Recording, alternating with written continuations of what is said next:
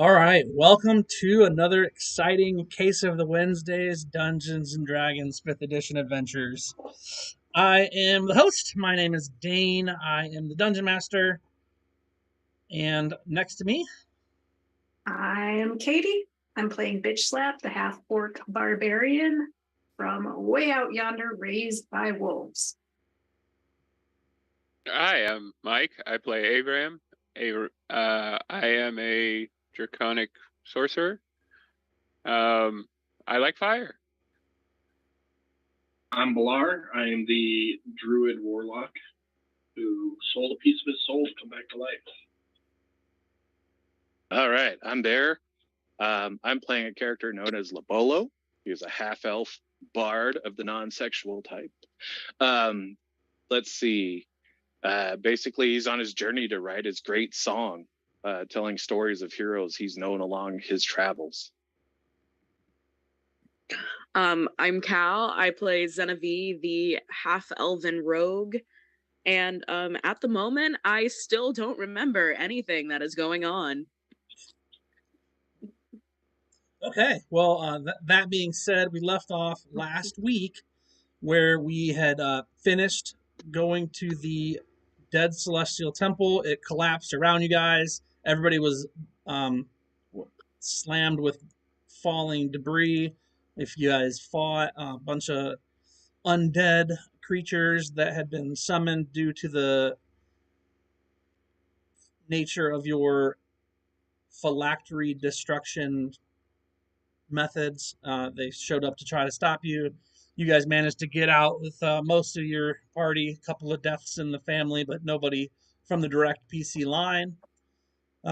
We got to the outside, and all of the disturbing of the Celestial Temple came and let some gnolls, some what are they, hyena men, basically, know that something was going on over here. And as you came out, you were accosted by a pack of gnolls and their hyenas. So let's go ahead and just roll initiative because I don't have anybody's initiatives in here, and we'll get started. Something to note is that Bitch Slap is 11 years old, roughly. Zenevieve is maybe in her 20s when she was a little older before, I think. Both relatively younger than they ever have been due to a maybe cursed, maybe not cursed Fountain of Youth type thing they'd found in the Lich's tomb.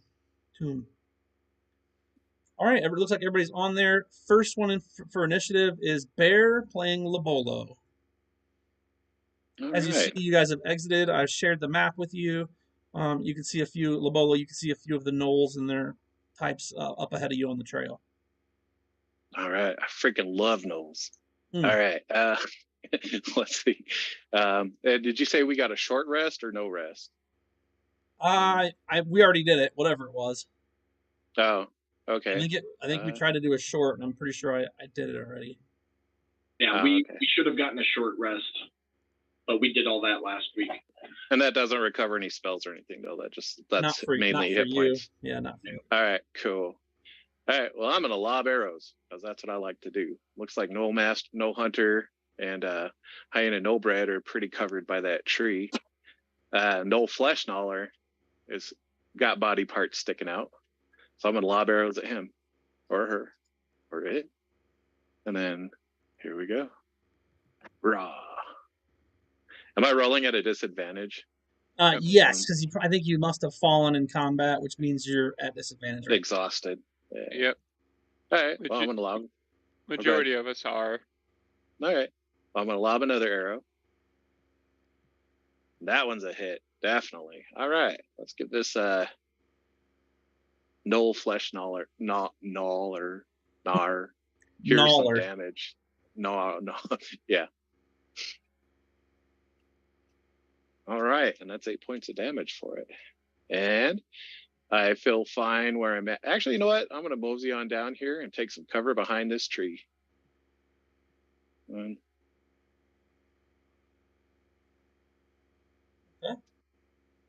And then that'll be the end of my turn. All right, the Gnoll Flesh Gnawer is up next. He is about 50 feet away from y'all. He has 30 feet of movement. He also gets what's called Sudden Rush, which it can use to move 60 feet instead of 30. So let's see how that does. 5, 10, 15, 20, 25, 30, 35. Oh, yeah, 40. He'll roll right up to there. He's going to come with a lunge bite at Zenavi as he comes up in there. 6 is going to miss, and he's going to swing his short sword around out of his hand towards Madam Slap with a 12 to miss, which means Zenavi is up. Cal? All right.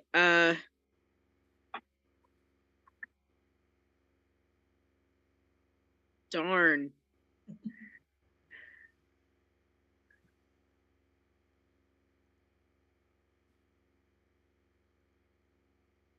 Can Zenavi disengage past it? I can't remember. Yeah. You just Like you just finally disengage when you leave the threatened square. Okay. And that is where I want to go, and I'm going to use my bonus action to disengage. Okay.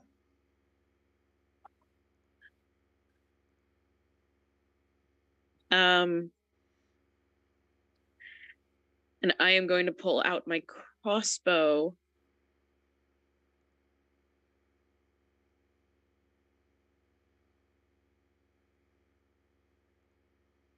And shoot at the Gnoll Hunter over here.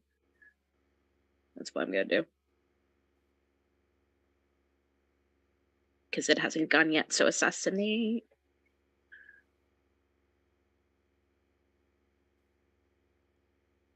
Heck yeah.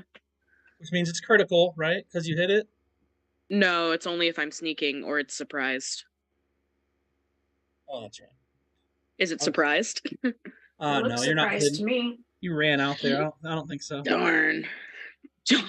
It's okay. I still get sneak.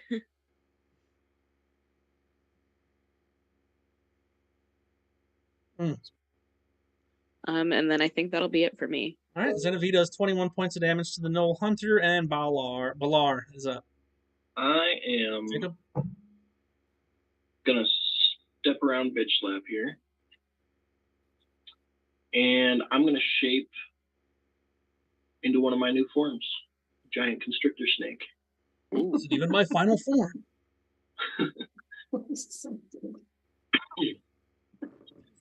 And I'm gonna go ahead and try to put a constrict on Flesh Gnawer here. Weird question. If you eat one of the gnolls as a snake, do you have to wait till it completely digests before you return to your shape? Just out of curiosity. Case by case basis.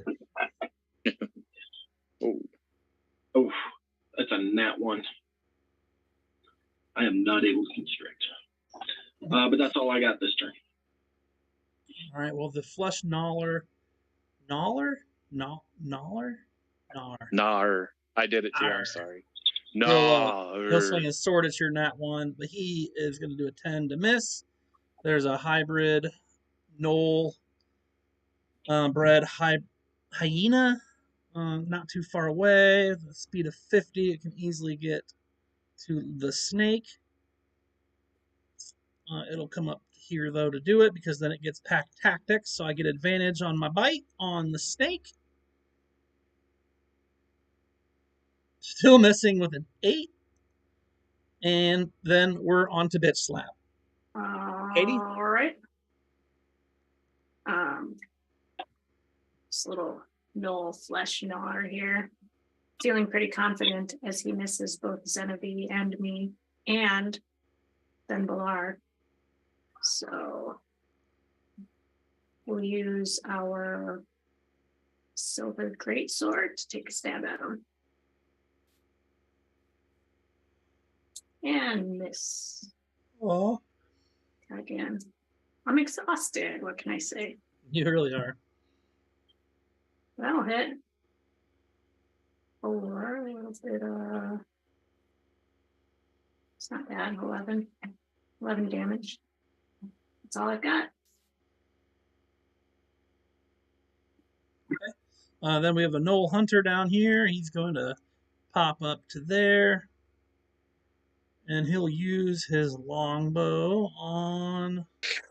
I'm going to get Zena since she's so close. Looks like How that's dare he? hit. Thank you. First attack. First attack does a whopping 4 damage to Zena V. And Oh he's gonna boy. quick draw and shoot another arrow at you while he's here. A 12 is gonna miss. The old regular Gnoll up here is he has a longbow as well. He's gonna actually send that over towards Madam Slap, aka Bitch Slap, played by Katie. And he's gonna miss with his attack with a 13. And then Aram, you are up. Mike? All right. Let's see. 5, 10, 15. Is this going to put me in range to see the Gnoll Lord up there? Pack Lord? Let's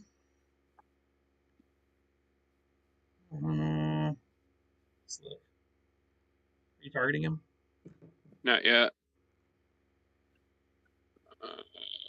Oh, here, we'll just go number 9. Yeah, Because he's -2. right in the way. -2 for the bush. Okay, great. I can handle that. So, we leveled up last week, Correct. Yep, dude. which gave me an extra spell slot at level 4. Nice. Huzzah. That'll be helpful, right? Yeah.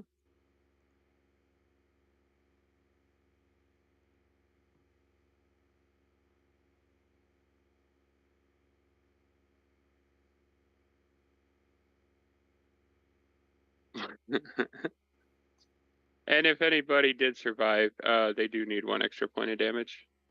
Oh, you put that up there at the guys up there. It looks like the hyena toast. The other 2 are still standing, it looks like. Yeah, well.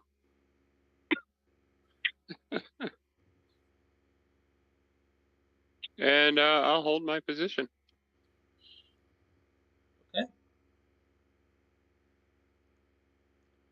It's like the Pack Lord is up next. So the Gnoll Pack Lord, after you did that, he's not very pleased. So he'll move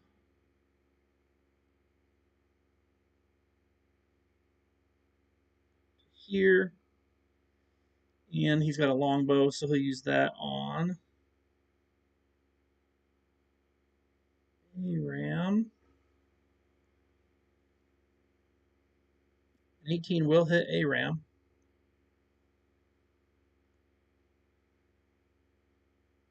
For 10. He does get 2 attacks, so he's going to send one at Madam Slap as well. But he misses her. And we are back to Cletus, or to Cletus. You know, well, no, so 5, 10. He'll pop out to here, and he's got a maul attack for the Flesh Gnawer. With a nat 1 fumble. It's always good. Right? Gotta have those fumbles or it's no fun. So Gnoll tries to bite him as he misses, but the Gnoll misses as well. And after Cletus, we're back to the top with Lobolo Tealstring, half-elven All right. bard. All right, I'm mosey on this way for my 40 of movement because of mobility, and then take cover behind that tree. That's my thing. That's what I'm doing. So your action is to take the dodge, or are you hiding? Oh, do I get a dodge? You can take your action to just dodge, or you could hide, or you could use your bow and shoot one of the guys that are still around. Whatever you'd like. I'm seeing that the tree blocks my vision. I'm going to try a dodge. That sounds awesome. Okay, so under effects, the top right there next to the cog wheel, there should be able to do it. Let me double check. Here, I'll just put it on you. It's fine. Okay. Just gives you a bonus. And the Flush Gnawer is right there with Madam Slap. He gets a quick short sword slapping towards her with a critical fail. So it looks like the snake gets a reaction, and Bitch Slap gets a reaction, and Cletus gets a reaction to slap the flesh gnawer before he takes his next attack. You said all three of us do. Yeah. Sorry, so If you'd like to use your reaction to attack him, you do definitely.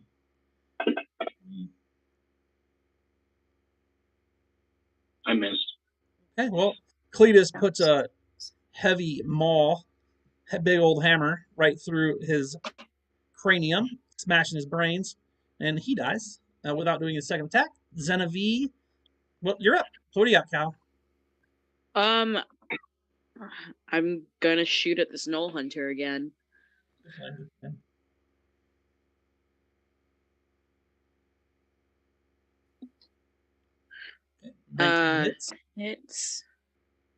It's no longer sneak. It's so sad. So sad. Oh. And then can I get like in between these trees over here and use my bonus action to hide? Uh-huh. All right, I just have to roll stealth for that, right? Correct.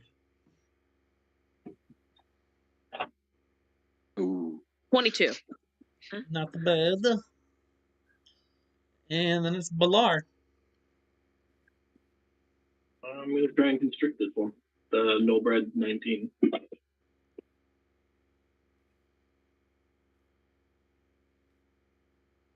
Looks like I hit. Do a little damage. Max? I don't have damage. 12. Do a little damage. And then add a little squeeze. that gnoll is grappled. Needs to do. Let's see. Escape is a DC 16. Okay. And that'll be it for my turn. Well, this hyena is trained to fight. He does not get pack tactics since his homeboy died, but 13 does get the snake. Is that a CR2, the snake? Yeah, it is. So that gnoll being grappled, it can still attack while it's grappled. Yep, it just can't move. It's restrained when it can't attack, right? No, even restrained it can't move. Grappled it might have disadvantage though. Let me double check.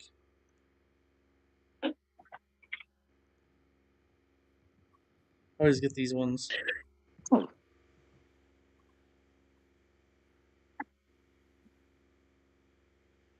So can't benefit from any bonuses of speed. Speed becomes 0 in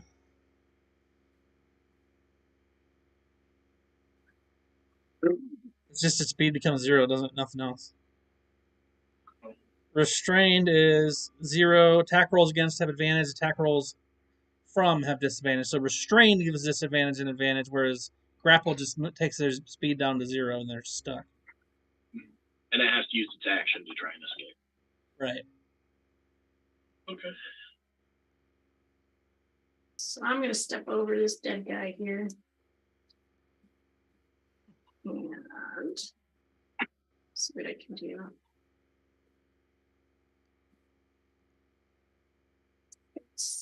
Right. 4. Okay. 11 points puts him over the top. He is now dying. Mm-hmm. That's. Well, I'm going to look over at the Gnoll tackler over there and just sort of give him a good hearty laugh as we're demolishing his little minions here. May I roll an intimidate? Uh-huh. For sure. Not very intimidating. Sad. So sad. That's all I got. I guess I'm 11, so whatever. Just not intimidating. Move back to there. I keep grabbing this. He's gonna longbow. Let him slap real quick with a 9 means he's gonna miss. Uses his longbow to shoot another one at you, Madam Slap. And 10 is also gonna miss. a Gnoll up top there. He will come forward to here, and he will use his longbow on Cletus. 14 misses Cletus, and Aram Cyanode, your turn. All right, so I am going to use my last sorcery point to dip into my meta magic. I'm going to use Twin Spell. Okay. It allows me to cast one of my single target spells a second time on a second target within range. So I am going to use Firebolt on the standard Gnoll and the Gnoll Hunter. Okay.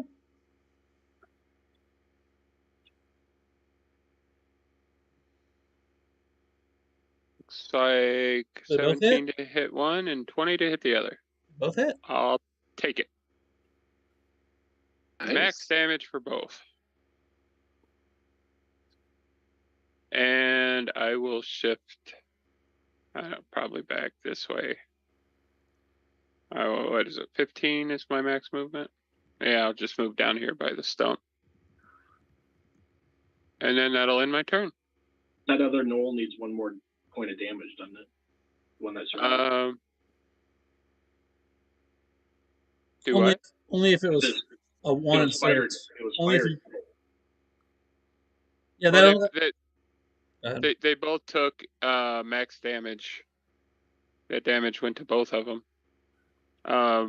Did Dane add the 1 point of damage from the fireball earlier? Oh, it's only if you roll a 1, right? What? You're right. Okay, my bad. Yep.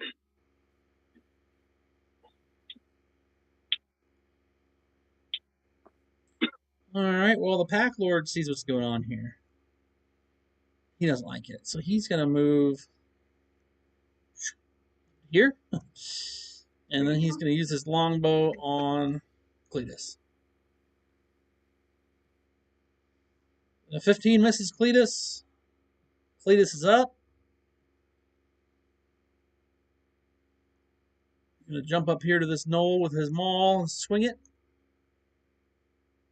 Looks like Cletus hits with a 20, not a dirty 20, but a 20 nonetheless. 2d6 later, and the maul is smoked. The Gnoll is toast.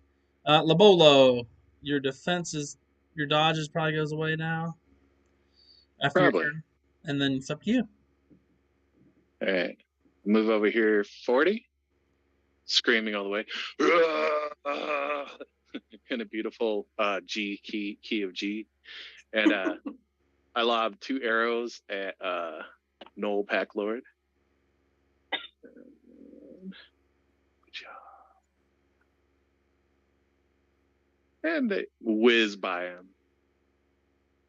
Lob another one. Yeah, that first one Come missed. on, 17.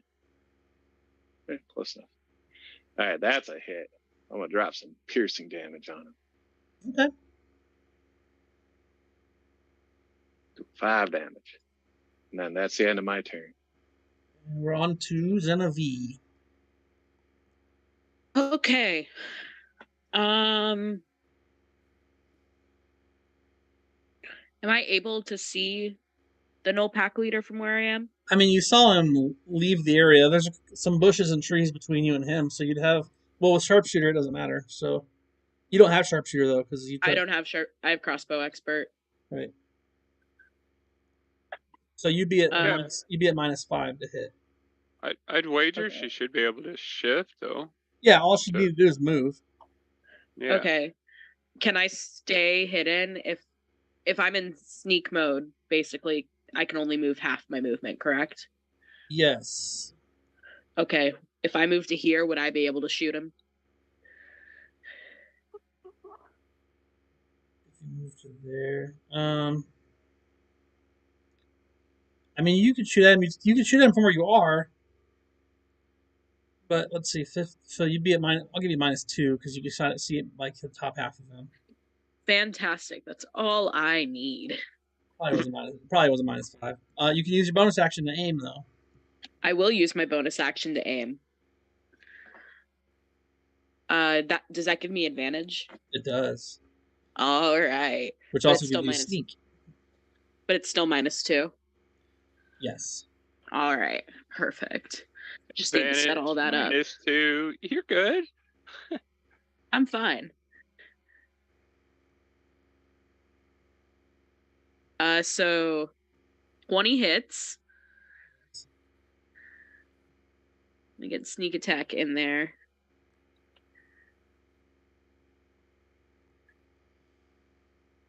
It's about half.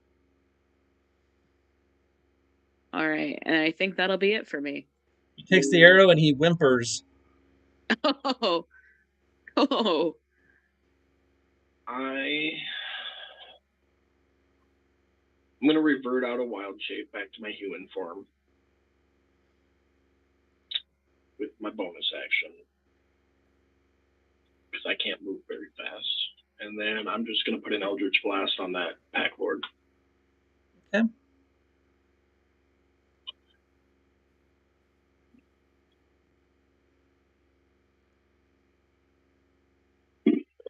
I rolled twice.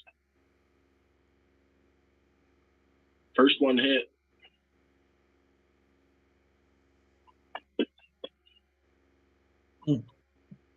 Little bit of damage, and I'm gonna stay where I'm at. All right. Do you guys ever have those dreams where you're like stuck in molasses and you can't move? Yes. It's because your blankets are holding your feet down. That's what I'm feeling right now. I Uh-oh. can't really do anything, so I'm just gonna stand here. You can double All move. right. You can double move. And still not get to him. Yeah, that's true. All right. So yeah, I'm gonna move 15, and he's still within range for firebolt. So yeah, I fumbled that one. That's great. Let's see who's between you. Bilar's Nobody. 1. Yeah, but it's a nat 1. Bilar's 1, Bitch Slaps 2, Lobolo's 3, and War Priest is Cletus is 4. Go ahead and roll a d4. All right, roll against Cletus. No. Oh, you missed him anyway. Yeah, I'm not really hitting anything, but So I was bad gonna a shot. try. Yeah, that'll be me. Oh, who said just Cletus? Yeah, he had me to roll out 4-sider, decide which one it was. The Gnoll Pack Lord runs up above there, takes 2 quick shots at Xenovi as he's trying to get away, and does not manage to hit you at all. There's Xenovi. Cletus is big chilling down here. He'll just go right here. Oh, actually, I think he's got.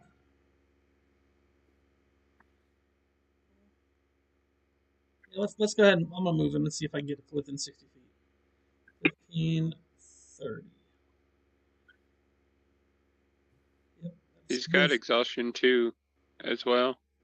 Oh, well, he is still close enough. But the guy succeeds, so Sacred Flame does nothing. Lobolo. All right. Let's see.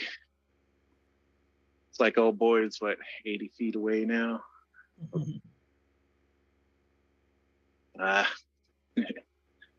gonna be a menace. Run over this way. My 40. Hold on. There we go.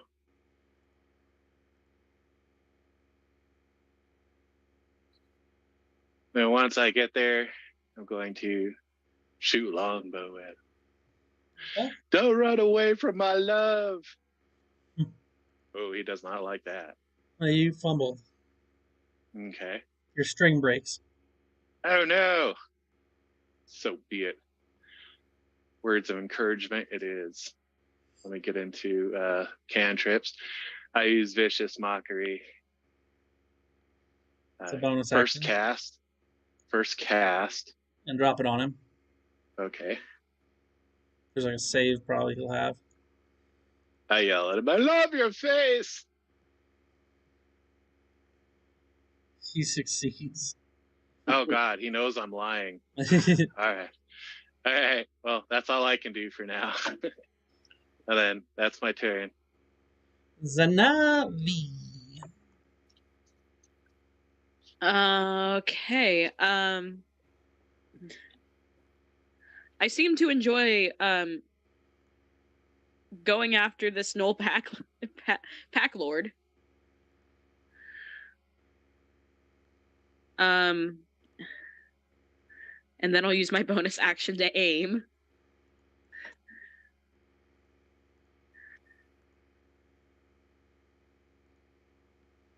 Okay. Dang. Okay. Some sneak. That was a lot of ones. He's in critical condition though. Uh-huh. He did a lot of damage and did hurt him. And then, like, at the very end of her turn, she's gonna be like, "Hey, stop running! I want to talk." With the pointy end of my arrows. Balar? I'm gonna move up here a little bit, and I'm gonna hit it with another Eldritch Blast, or try to. And that's it. Quick miss. Lady slap. I guess I'll just move here.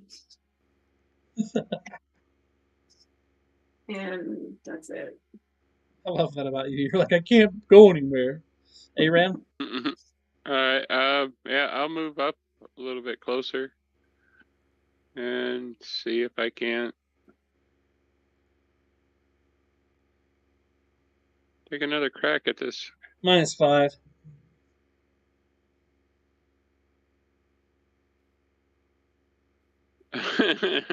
Automatic miss. Roll against I Zena think- V, but still have the -5 on there.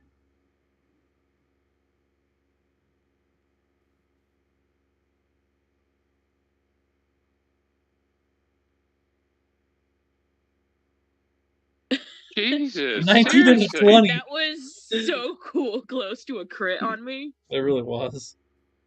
19 and a 20. I'm sorry about this. Oof. At least it was just a fire bolt and not a fireball. Yeah. That's true. Sorry.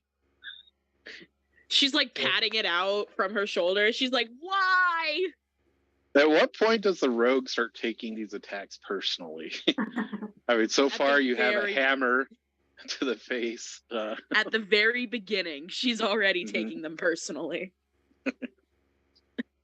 He drops his longbow and swings his glaive around from behind him and swipes at you 2 times that you deftly dodge, knocking his glaive from his hand. And I'll do another Sacred Flame with Cletus. Fail this time. Take a quick D8 of Radiant. 6 total. He is pretty low. Labolo. Kelly, what you got? All There. right. Oh wait, you know what? I have a short bow. So I'm going to drop my longbow and pull out my short bow. I'm gonna lob arrows. Oh, God. And that one breaks. Jeez. That didn't break. Yeah. Roll against Zena V. Oh. That's Oh, what I was God. worried about. What am I rolling? 20s or drop a attack on her, right? An attack. Yeah, just a regular. Yep. Oh God, it's gonna be 19. You'll be at disadvantage still. So Hey, I'll take it. That stuff. She- Arrow whizzes by. She's like, "Whoa," and she's like, "What the fuck?" well, you're so used to the longbow when you bust the short bow out. All right. It was just confusing. Probably I was also staring at Genevieve like quickly light up in flames and then try to dash them out. I was like staring at her when I took the shot, so probably. It's like stop, then- drop, and roll. All right. That's the end of my turn. Wait, no, I'm gonna move up this way. 2 shots, right? Yeah, I took the first shot. Oh, and you it missed. was You missed. The fum. Yeah. I'm gonna run up this way. 25 ne- feet. Negative. Yeah, you go again, Kelly. The second shot was just against her. That was the continuation of the first shot. Oh. So You actually Okay. still get one more. I get to duck and dodge, so here we go. Take it, baby. No. All right. Well, I'm gonna stop, and that's the end of my turn. Well- I'm gonna. Oh, No, you're I'm gonna drop my crossbow and pull out a dagger. Because I am out of crossbow bolts completely. It's always good, right? Yeah. Who needs Um, those? And then I'm gonna shove the dagger towards the Gnoll Pack Lord's face and be like, "Okay, what are you doing here?" In common? Oh, yeah. I don't speak Gnoll. That's all right. Most people don't. Okay, Caesar, what are you doing here? You wave your dagger at him? Do you just wave it at him, or are you going to cut him, or just that's it? I'm scared now. I can't communicate with it. I think I Yeah. will cut him. Its response to your words is kind of a low growl and like a watery-eyed, snotty-nosed, bloody-lipped, like grimace. She shrugs and like goes to stab. That was unfortunate. Pretty close, though. One other tilt and it would have been fine. Yeah. So yeah, she very badly misses. Okay, Balar. Keep doing what I've been doing.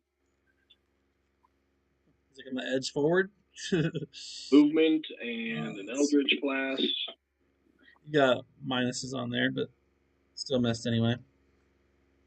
Missed either way. That's it.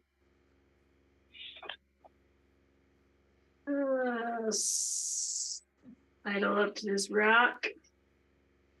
Rushed against it. Yep.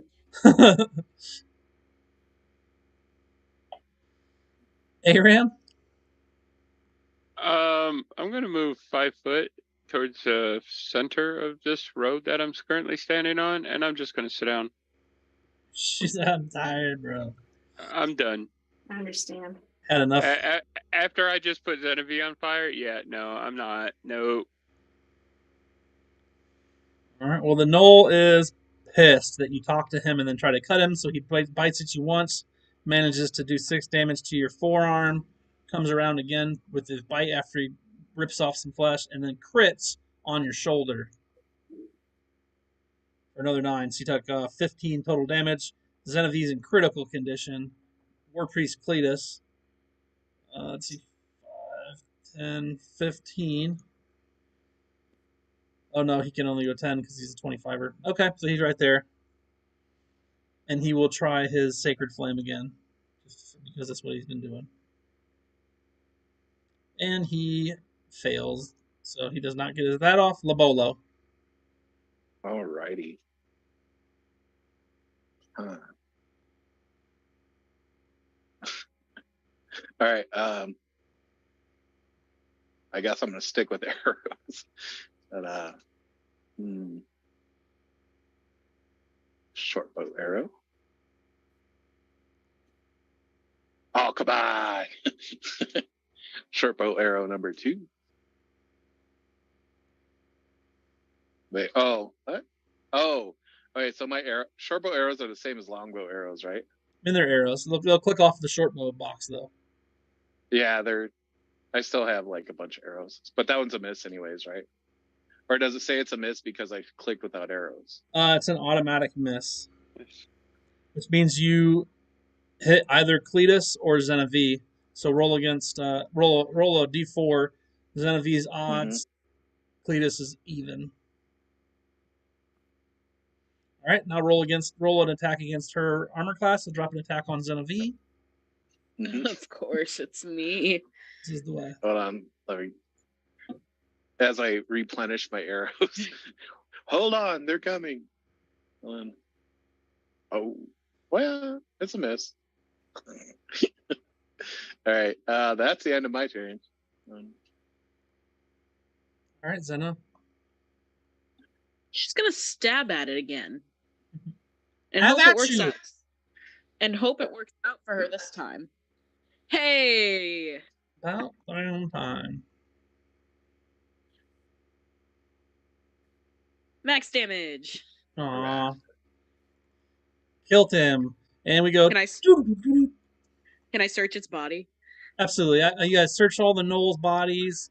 You all make it back to the road proper where you find Aram sitting in a almost curled up ball of despair.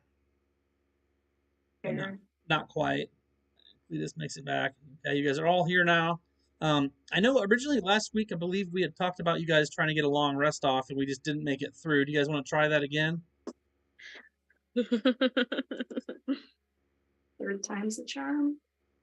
I told Mike if it didn't work last time, I was going to go with whatever he said this time. And it didn't work last time, so. I feel like anytime we try to get a long rest and aren't in a town, it does not end well for us. All your guys' choice, however you'd like to do it. Some of you are pretty bloodied. All of you are pretty tired. I would like to take the march into town and get a long rest in. I will do whatever Bitch Slap does. Bitch Slap is tired and doesn't care anymore. I mean, at this point, what are we talking? Midday? Yeah, I mean, I think when did you guys got here and it was almost evening, right? Yeah, but that was when we first got to the cave, it was morning. Like late morning. And then we went through everything in the cave and then 2 encounters once we were done. So like afternoonish. Okay, yeah, so I'd say it's like 2 o'clock. Sounds good to me. Yeah. I think we can travel home. Sounds good. Let's go. I'll get back up and lean on my quarterstaff as we walk. Okay, I'm just gonna move you guys here, and I need to see what your guys' passive perceptions are real quick. Zenavie, you're moving along. You guys are all very tired. It's slow going, but as you're moving, you notice that some of the shrubbery and whatnot doesn't seem right. And just as you're about to say something, a twig slaps out at Balar. Oh, God. Yay. Roll initiative. Everybody, or? Yeah. Well, that puts me at the bottom of the order.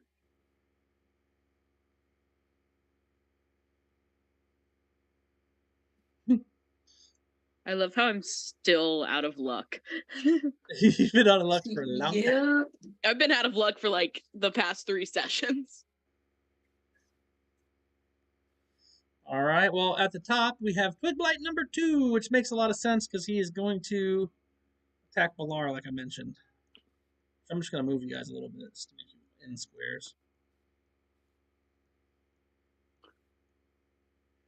Feel good? Pretty good? All right, Balar, look out for the claw from the Twig Blight. That's a 6. It's going to miss. Zenavie, you're up. I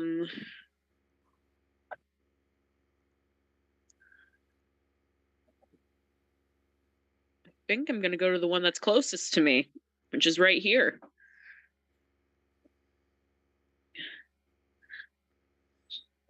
And as I'm doing that, I'm going to pull. Oh, hello. That's what they look like.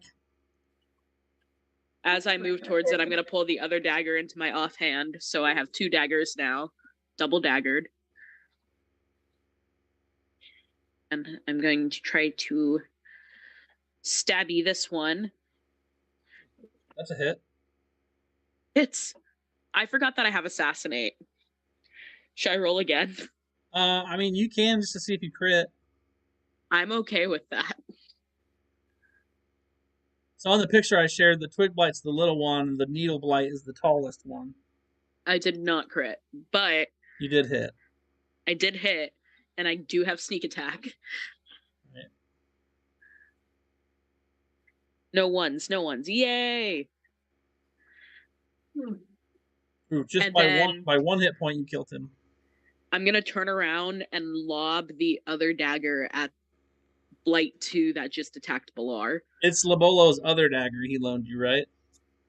No, I think I already lost both of his daggers that he gave me. Yeah, she didn't bother to recover my daggers. I don't think so. You really, truly didn't. But yeah, I'm gonna just chuck this other one at Blight 2. It hit. These guys aren't super strong, so I mean, Darn. well, 1 damage wasn't much, but Yeah. Wait, all those arrows are starting to make sense now. No, I'm just joking. That mine are all missing? No, that's exactly why. Twig Blight number 6 attacks Balar and misses so drastically that Balar sees an opening to take. If you'd like to use his reaction for an attack opportunity, he could. Oh, absolutely, I would. But I'm going to miss. That's all right. I get it. I'm tired. You guys are all beat up. He slings down and tries to attack Cletus, misses. Other one's going to jump out and attack Balar as well with his little twig claws. +3 to hit. 14 total is a miss. And Needle Blight is in worst case scenario. He basically killed him. Labolo. Alrighty. I'm astonished at these amazing creatures. Yeah. They're definitely different. Yes. So I'm going to go with arrows because that's what I do. At a Twig Blight 12. It's a miss. I'm gonna go again. I just need you guys to hit him each like once. That'd be great. Right? Hey. That'll do. That'll do, Labolo. That'll do. That's really good. Oh, don't kill that one. That's the only one I can reach. Oh. Shit. See, I needed a theatrical no. And I could have been like, Okay, thanks. No problem. I don't know what you mean, All Cody. right. I was talking to Labola, He pulled you forward. And that's pumping me up. there you go. All right. And that's my thing. Oh yeah, go for it. Okay. Thank you, As Kelly. he finishes that one, I'm going to stomp on over, all on top of it.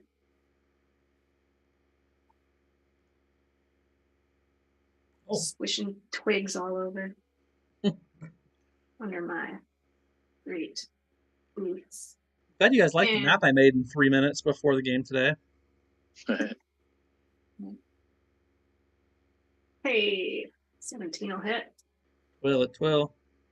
Let's do some pruning. Oh yeah, smoked it. That chop. What is it called? Kindling.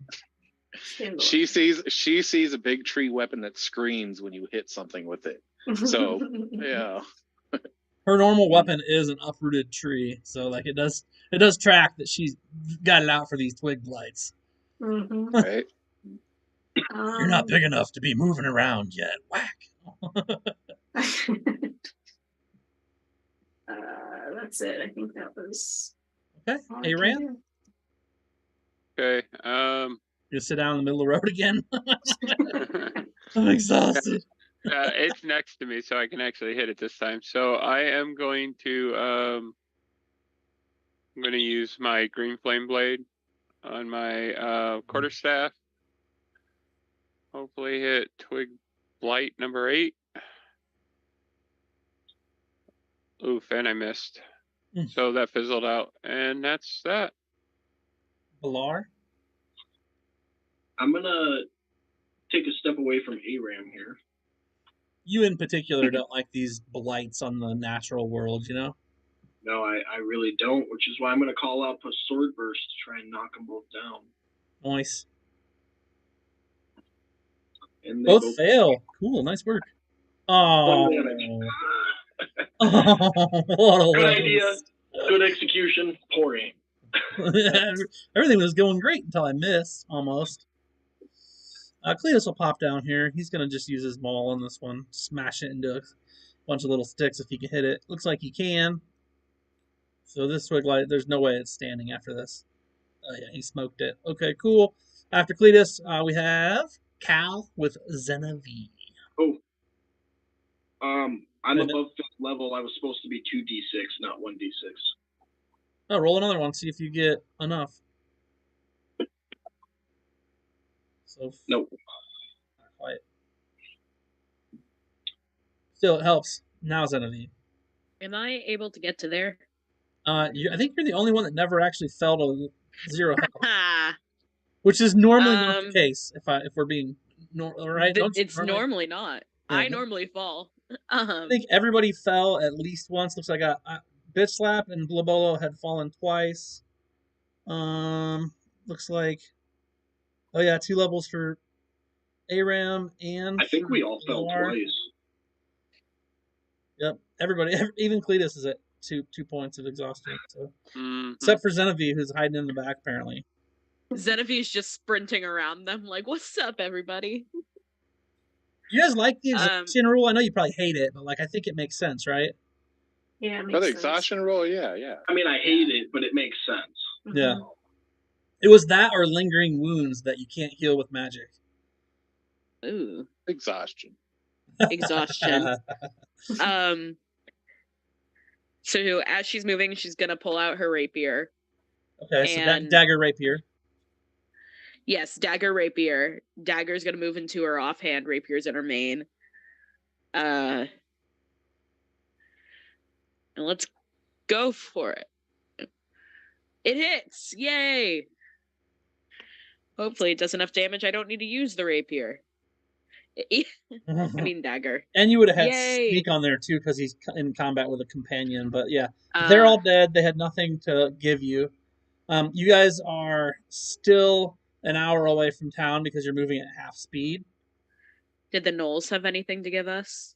Yeah, I actually put it all in the party sheet. I should have said something. There was some money Wonderful. and some more spears, which brings me to my point. I was going to tell you, Katie, there are 25 spears in the party sheet. You should take like 3 to 5 or 10 of them. Yeah, I should. Because then you could have something to throw. If you want to grab one and just tell me how many you're taking, I can change the number so you can change your number to reflect them. I'm just gonna put that short sword back in my inventory for now, but I still need to pick it up from the scry guy back in town. Okay, I sent you guys silver and copper that you'd found. There's 2 gold and 2 copper in the party sheet. Who wants to just take those to clear it out? Or should I leave them in there until we put more money in and do it later? Leave them. Leave them. I'm gonna Yeah, nab arrows fine. though. Yeah, nab a thing of then- arrows. That's all good. I'm And then gonna longbow. take 10 spears. 12 longbows? Yeah, there's a lot in there. Kelly, you might want to grab a new longbow too since yours was broken. Yeah, I'm working on it. Arrows. Okay, no worries. So I'll high or I'll- low. also grab a longbow and a thing of arrows. There we Okay, go. you're not proficient with a longbow. Oh no, you're half elf. I'm You are. not. No, you're half elf. You are.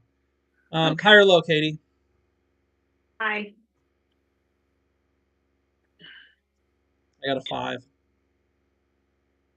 I really don't like necessarily want you guys to have more encounters, but here we go.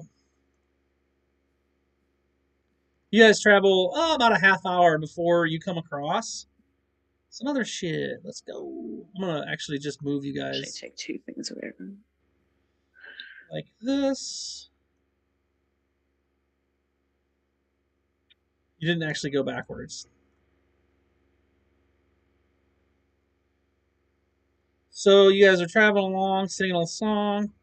Everything seems to be going well. You guys can see the smoke from the top of the town kind of doing its thing over there. As you're traveling, you guys are so tired, dragging your feet. Bitch Slap, you're the only one with enough passive perception that I'm going to allow to roll on a perception check.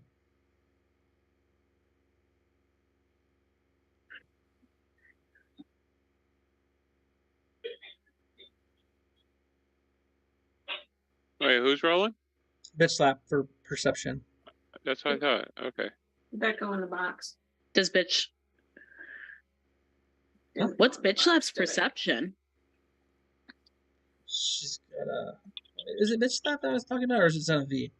I think it's me. I think it's you. Yeah, Bitch Slaps is not as good. I'm an idiot. 14. So really, it's Zen of V you can roll, and Bitch Slap, I'll leave yours on there too, just because I'm so nice. Okay.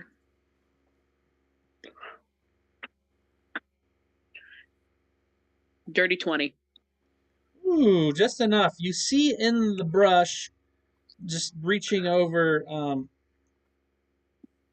That is number 14, and that is number.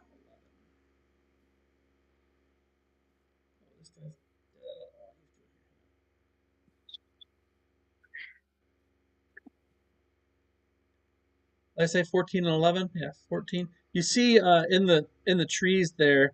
I'll share what it looks like. It's essentially it looks like a snake, but has like a crazy like beak and whatnot. But you see it kind of lingering, hanging over the edge of the road as you guys approach. Like it looks like it's pretty well hidden, and most of the guys don't even see it. But there are on either side of the road these creatures kind of like encased in the rock or like small leafage foliage. So Zenith, technically, because you see them, you get a surprise action on one if you choose to, and then we'll roll initiative. Oh. I think I'm going to. I get a whole round surprise. Just like a surprise attack, one attack, and then we're gonna roll one initiative. attack. Yep. Okay. But you'll be at advantage, and it'll be a critical because of your assassin and. Awesome. Okay, then with my newfound longbow, I think I'm going to shoot at the closest one. Hooray, you hit it. Hit at me, critical. Holding shift. That's not the right one. There we go. You're not a full elf, so you can't actually use a longbow. Oh, I can't? I don't see it, because under weapons it's simple hand crossbows, long swords, rapiers, and short swords. So we'll just -2 to that. Okay. -4 because it's a D6 instead of a D8. So it exceeds it by 9. Still died. Okay. Low. Did you say we're rolling initiative? Or... Oh yeah. Please do. I'm sorry. Thank you for reminding me. Every roll initiative. No problem. So good. That's not good. Oh my gosh. All right. Zenith, you have to roll yours still.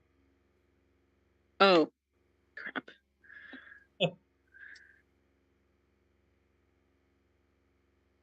Okay, so Balar, you actually have the jump on Grick 14. I'm gonna do an Eldritch Blast.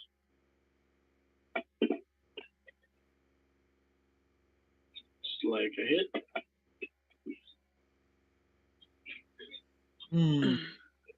And that'll be it. Zena?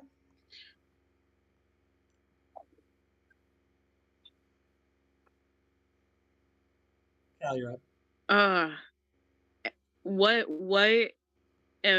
is the detriment to me continuing to use the longbow? Just use the short bow or crossbow and forget about it. Fair enough. Okay. I'll use the short bow then. Yeah, if you have a short bow, you're proficient with that. Perfect. Do I still get assassinate on this one? Because it hasn't gone in combat. Yeah, it hasn't gone. So it's anytime it's fantastic. It's either if you're before them, they've gone, or if you surprise them, basically. Obnoxious, but it is what it is. There's no way it survives.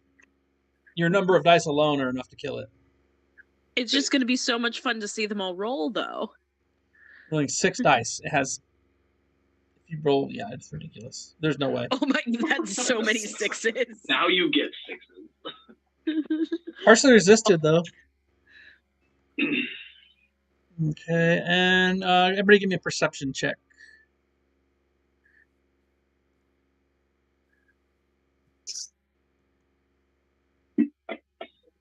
Dirty 20. 22. Oh, come on.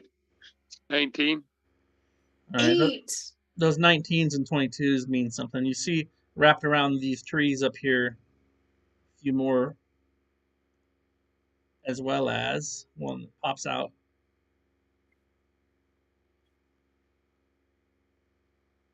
I think, Zena, you went, right? You're done? Yeah, I'm done. Lobola. Righty. Well, It's just Arrows. so bloody. So, I'm gonna shoot arrows at this guy. Why are we back at the entrance again? That's just that's not real. Oh, okay. It's just I moved you back, so we're still on the map. Okay. 5 damage. Arrow number 2. 8 damage, buddy. There's always math. 19 to hit, hits, and another 8 damage. I don't smoke math. Leave me alone. I'm joking. That's the end of my turn. I don't want to learn nothing. The Grick is chilling. Bitch slap. Okay, let's go. They blend in pretty good, honestly, but unfortunately, those high rolls didn't help me.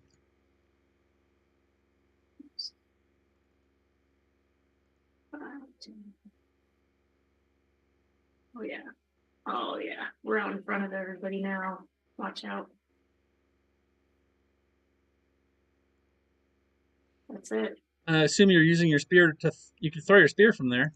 Oh, can I? What's the range on it? Oh yeah. It should say it right next to it. Well, that was double movement. So I can't Oh, it's throw spear. thrown 2060. And I put that you're using both hands with it because I assume that's what you're doing. Okay. Because it goes from a D6 to a D8 when you use both hands. Okay, cool.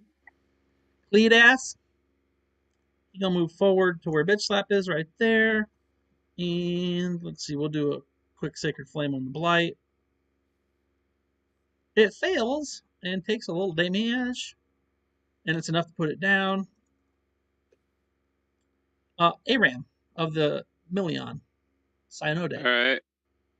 Well, I'll step up here behind bitch slap. Better yet, I'll take that extra. Oh, wait a minute.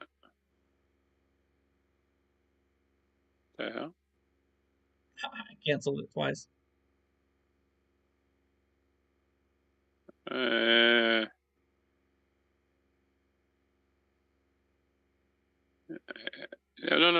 No. I was. Oh my god, bro. I'm trying to. There. I'll move here, next Jeez. to Cletus. The super I was trying complicated. to. I was trying to figure a good spot to get a good straight shot on one of these two. I think that's a good spot. Yeah. Yeah, I'll go ahead and firebolt it. And I fumbled that. That's great. But there's nobody in between us. Roll against yourself. You're so tired that you mumble the words and the spell blows up in your hands. Luckily for you, Yeah. it falls just short of killing your ass. You guys are pretty That'll end my beat up. turn. Balar? Yeah. I'm gonna that guy and the thing with the face.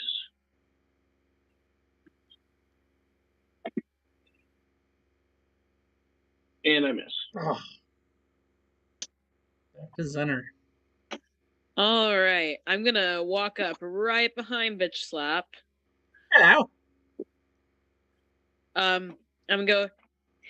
Hey, friend, can you just move your head out of the way really quick? Gonna rest this on your shoulder. Yeah, and I'm over bitch slap's shoulder. I'm gonna shoot at Grick number 7. All right. And I'm gonna use my bonus action to aim. Good job. This is the way.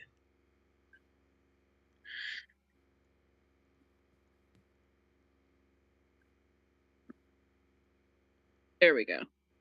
I kept grabbing the wrong dice. Hit. Wonderful. That in there. No sneak. What? Why would you get? Oh, because you bonus action. That's right. Yeah, because it's advantage. Confuse myself. It's fine. You're fine. And that'll be it. Bolo. All right. Let's see here. What can I do? Oh, I've got arrows. And then so arrows it is. At Grick, lesser number 7.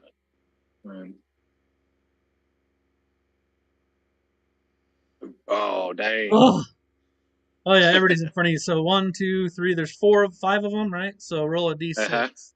Roll a d6. 1, 2, 3, 4 from Balar on up to Aram. 6 is a reroll. All right. Oh, Looks like Who's Balar one? takes an arrow into the chode. into the bumper. Then Yeah, potentially roll against his armor class. yeah, hold on, let me. Oh. Wait, miss, yes. Luckily, you're so tired you can't even hit your friends. Is that all your Right. moves? Is that everything you got, or you No. got one more attack? No, I get one more attack. Okay. And then, so, once again, piercing Ballard's butt cheeks just wasn't dangerous enough for me. And I still missed, so that's all right. I'm going to go ahead and end my turn. All right. Rick is going to hide, not do good enough. Still there. They're not really. They haven't moved. Bitch slap, you're up. Okay. They don't appear to be very smart. So if I move 10, 15, 20. Okay, that's within range. Hey, So do I use the one with a bomb next to it, I Yep, presume? yep. Okay. On brick number 20 there. Oh, so weird. Ranged attacks. Oh, Hits. saw that 20 petering. Yeah. Oh, not 11. enough. Okay, well, got another one for him. Oh. Oof. Oh. It's a miss, but it's not a crit. So, okay, Take it. that's it. Cletus. He's been working with his only spell he pretty much has left. So he's gonna Sacred Flame one of the Gricks, and it succeeds its save. Aram. I will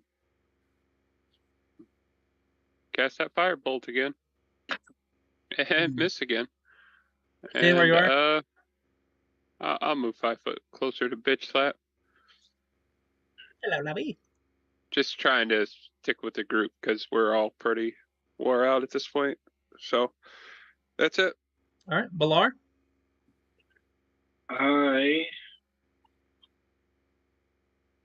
step forward and do the same thing I've been doing. Little Eldritch Blast. Yeah. Hmm. And this. Like I said, the same thing I've been doing. Swing and a miss. Xenovi. I'm just gonna come up right next to my buddy Cletus Hello, Cletus. to shoot at this other Grick, and I'm gonna use my bonus action to aim.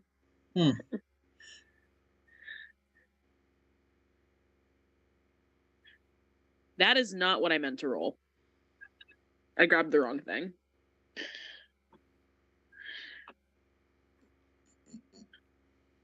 Okay.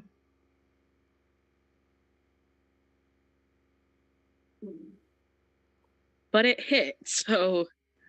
No, it says miss. Oh, it missed? No! Okay. That's so sad. That'll be the end of my turn. Okay, Bolo. Alrighty. Let's see. Bloop.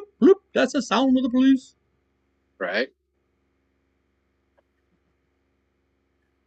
I'm gonna go with arrows again. Doesn't seem really to be working out, but hey. Oh, it hits. All right. I'll give you some piercing damage here, buddy. All right. Just enough. Yep. And of course, I'm gonna lobs arrow number 2 at Rick Lesser 20.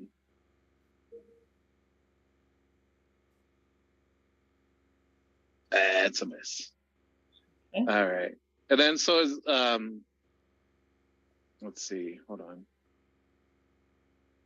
Don't worry about it. Go ahead or go forward with my turn. I'll just do some reading. Okay, bitch, Slayer. All right, we'll do what we were doing. To lesser 20. Oh, the hit. Or some partially resisted damage for 4. One more time. Hits again. Cool. 4, 5, 6, 5. 5 more. Oh, he's almost dead. So Somebody close. finish him. I got you, Cletus. Dolly. It's me, Cletus. Take some sacred flame, you devil. Oh, it failed the nat 1. That's always good. See if he does enough. Oh, by 1 point, it murdered it. Cletus killed it. And you guys arrive at Blacktome Keep's outer gate. Can I retrieve my God. spears, or are they like all dead and Oh no, mangled? please do. Please do. Thank you for saying something. And I'm sorry, do you guys want to do anything with the Grick bodies or anything? I don't think anything's worth anything on them, right? Probably not. I mean, they're unusual Souvenirs. creatures. They appear they Right. blend in well with the scenery, but they're basically snakes with octopus mouths. Right. I mean, Grit cloak. Anybody? No. Great gloves. Ooh, see? With octopus shoulder straps. Fuck yeah. Bitch slap, we can match even more. Just put your healing potions on the suction cups. Yes. Right. Easy access. Well, Should we keep the bodies and revisit this after we're done with the session? No, just go ahead. Sorry, Dane. Didn't mean to interrupt you. Go ahead, man. no, you're totally fine. I was gonna say you guys can do whatever you want. I mean, if you want to dissect them and try and skin them, you just need a decent knowledge nature check.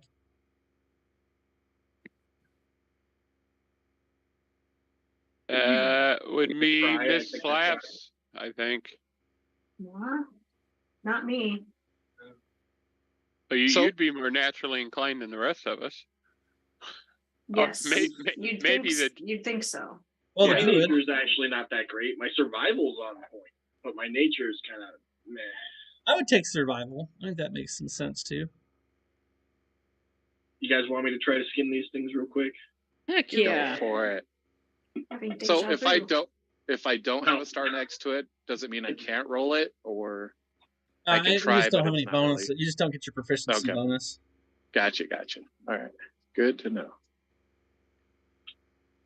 Black dot. Yeah, no, I'm too tired. I butcher it. Okay. Might be able to salvage some calamari out of this. So there's 4 of them. You have basically 4 chances to get any of the skin if you want it, or meat, or anything. So roll 4 times. If you're gonna try 4 times, I mean, yeah. Try it. That was the same.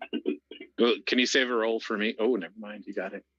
Oh, that one sucks. Go for it, Lobola. All right. You said either nature Or survival. Survival. All right. Why not? I think survival actually makes more sense. Hey, look at them go. Yours is the best looking out of all of them, but it's still not done professionally by any means. Okay, I'll keep it. It's You're a pretty try. sure. You're pretty sure like a 9 or 10-year-old little boy with a pocket knife could have done the same work.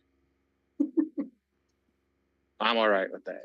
It's a learning process. Got to learn one day. But you guys arrive at Blacktome Keep, and the city is a bustle. Or the town is a bustle. There are people everywhere. It looks like they're cleaning up post what must have been their harvest festival, similar to that of which Summerside had. because they are the whole place looks like it's had a huge festival. There's like streamers and broken like what are they called Bead necklaces. no, the things that hang down. You Oh. beat them and they blow. They have candy in them. Pinatas. Oh. Yes, there's like broken pinatas and loose candy places.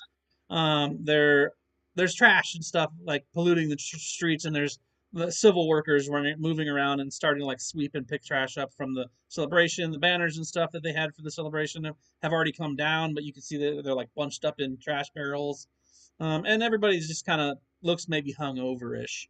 But you guys arrive via the bread mill side of the town, and you are currently out of combat and in Blacktoon Keep. Points of business. Let's go from right to left. What everybody's doing. So that'd be like starting with you, Katie. So and swim across. Sleep, and then I think I need 2 sleeps, right? If you want to get rid of all the exhaustions, yeah, you need 2 Yeah. long rests.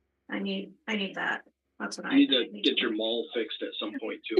Yes. The other thing you can do to help with the long rest is if you go to the bathhouse and take their highest paid treatment, it counts for 1 exhaustion off.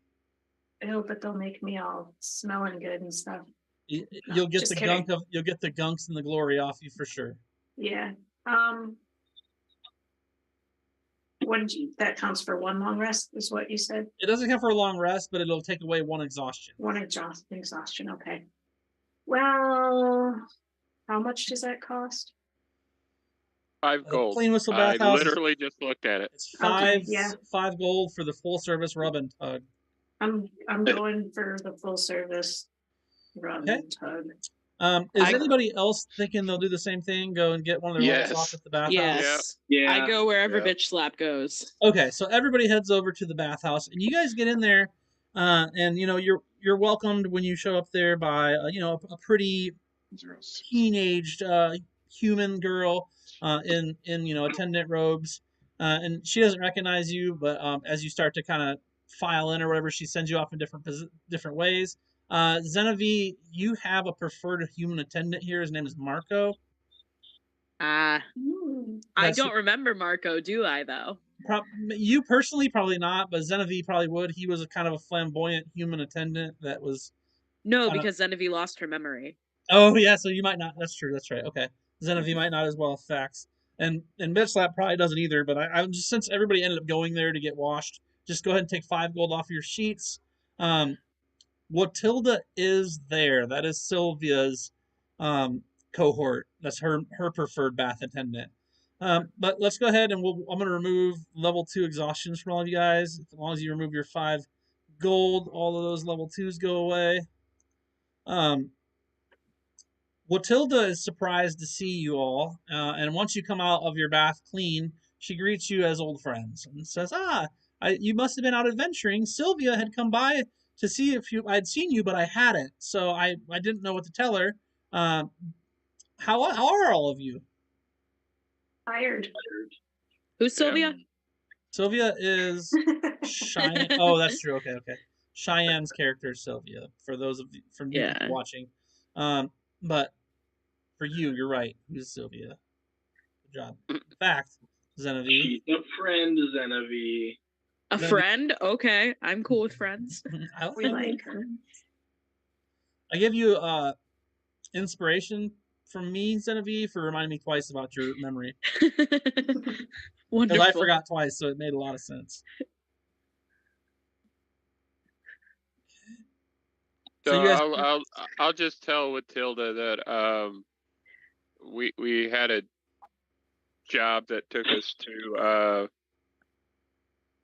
a place up north, and we're just getting some rest as we pass through town to head back to Summerside, which is actually south. Yes. So are you lying, or are you talking about the other business that was at Norlons? Well, no. Well, wasn't Norlons north? Yeah, Norlons is north. So yeah, no. So you're safe on that, unless you're talking about overall. But you're just making easy conversation, nothing specific, just up north. Yeah. Well, I'm trying to tell her that we are intending to head to Summerside in case she does happen to talk to Sylvia, who's been looking for us apparently. So she has been looking for you guys. She said she'd check back and see me next time she was in town. Said she had some family business to attend to, and that she was going to head actually towards Summerside and then farther potentially as well. She said she's going to get breakfast at the Flying Napkin. This is a couple days ago, and then she said she's going to hang out. I haven't seen her since a couple days ago. Okay, well, if we don't run into her, before she comes back and sees you, since she seems to like to come see you on a regular basis, let her know that we have business to attend to in Summerside, and we'll, probably be between there and here, I think, with all the different, things that we need to handle. Mm-hmm. Yeah, I'll definitely let her know. Okay. That Appreciate it. you're And here. I'll actually give her an extra gold for her help. Okay, yeah, she's happy to take it, and you can tell she's actually come up quite a bit ever since she got that huge tip from Genevieve. She's actually become like essentially the manager of the wash house. She bought in That's Aw. nice. the Clean Whistle bathhouse. But you guys all get cleaned up. You all get steamed. Any of you want the rug and tub part, you can have. Otherwise, you're just clean. Clothes will be mended as well, so those holes in your rat cloaks will be gone. The dirt and the soilage of blood and guts and scrapes and tears and all your leather and clothing and whatnot will all just be like new. Fantastic. Bitch slap, they braid your hair in cornrows. Sorry. It's okay. It was a tangled mess. It was almost dreads. They fixed it. And that's what I got as far as the bathhouse goes. Now I'm opening it up to you guys to kind of discuss who's going where, when, why, what, and what other plans you have, or however order you guys want to do it in is fine, or who's with Very, whoever. very, very quick, simple, and easy. I've already taken the gold off my page for No Man's Inn. Okay. And I'm going for the big room with the lockbox and preferably a locked door. Yep. That'll be there until I'm fully rested. Okay, that you can get that for 2 gold. It's not too crazy expensive. It's actually less than the master bath. Did anybody take on the sexual side of the bathhouse, or did you guys just get clean? I am 11. Just got Thank clean. you. That's true. Pass. I just got clean. How dare you insinuate such things? I was talking too to everybody tired to else. put out, so. Yeah, I'm too tired to do all that. Right. Ditto, so. Is everybody else going to No Man's as well, or there is another inn or two that you could go to, but So- No Man's is the nicest. Yeah, I'm gonna do the same as Mike, except I'm going to stop by Terry's on the way. Okay, let's go to Terry's. If you mention that before you go, I'm gonna tell you I'm doing that after the rest. I'm gonna do it before. Okay. Once I'm down, I don't know how long I'm gonna be out for. Get Okay, it done, I mean, get it done and out of the way, and then I don't have to worry about anything. So you go to Terry's, Jacob, and Ballar gets there, and he's about to close up shop. You can tell he's got most of his stuff's already put away. He's shuttering the blinds as you walk up, and he lets you come in. And oh, I was just about to leave. I see you made it back. Baylor, right? Ballar, but close. Sorry, I apologize. I've only met you like once or twice. So. Lots of clients. How can I help you? Is there anything particular you're looking for tonight? Yeah, my companion Aram had dropped off a sword to get looked at, and I got a couple other items. I was hoping you could take a look at for me. Aram, Elven fellow? Yeah. Kind of like pockmarked, scaly face. Yeah. Okay. Yeah. I have that sword. Do you have his note that it was his? Like the. I don't think he said anything about a note. Oh well, I mean, I can get back to him. I just don't. Not that I don't trust you. I just don't want to. I don't want to cross anybody. By who drops it off retrieves it. Absolutely, I don't want to mess with your business status. Got a couple other things if you wouldn't mind looking at them real quick. I don't mind. Can you leave him with me so I can do it in the morning? I've got a dinner appointment tonight. I'll just come back in the morning. Okay. I mean, you can leave him here. I'll get to him in the morning. So when you show up, then I'll have the information you seek. No, it's all right. It shouldn't take too long. I'll just hold on to him till morning, and I'll be back first thing. Okay, well, hey, thanks for popping by. I look forward to seeing you in the morning. I should be open with shortly after dawn. Sounds good. And then to No Man's. Anybody else doing anything besides going to a full rest at No Man's? I'm going to a full rest. All right, if you Need open the the, full the rest. note for No Man's, it's in the far right. It's the far rightest pin. If you open it, it shows the prices for the rooms. Just denote which one it's going to be for each of yous, and just remove the gold as needed. And then I'm going to long rest you guys. Are you guys excited about that? Yes. Yeah. Heck yeah.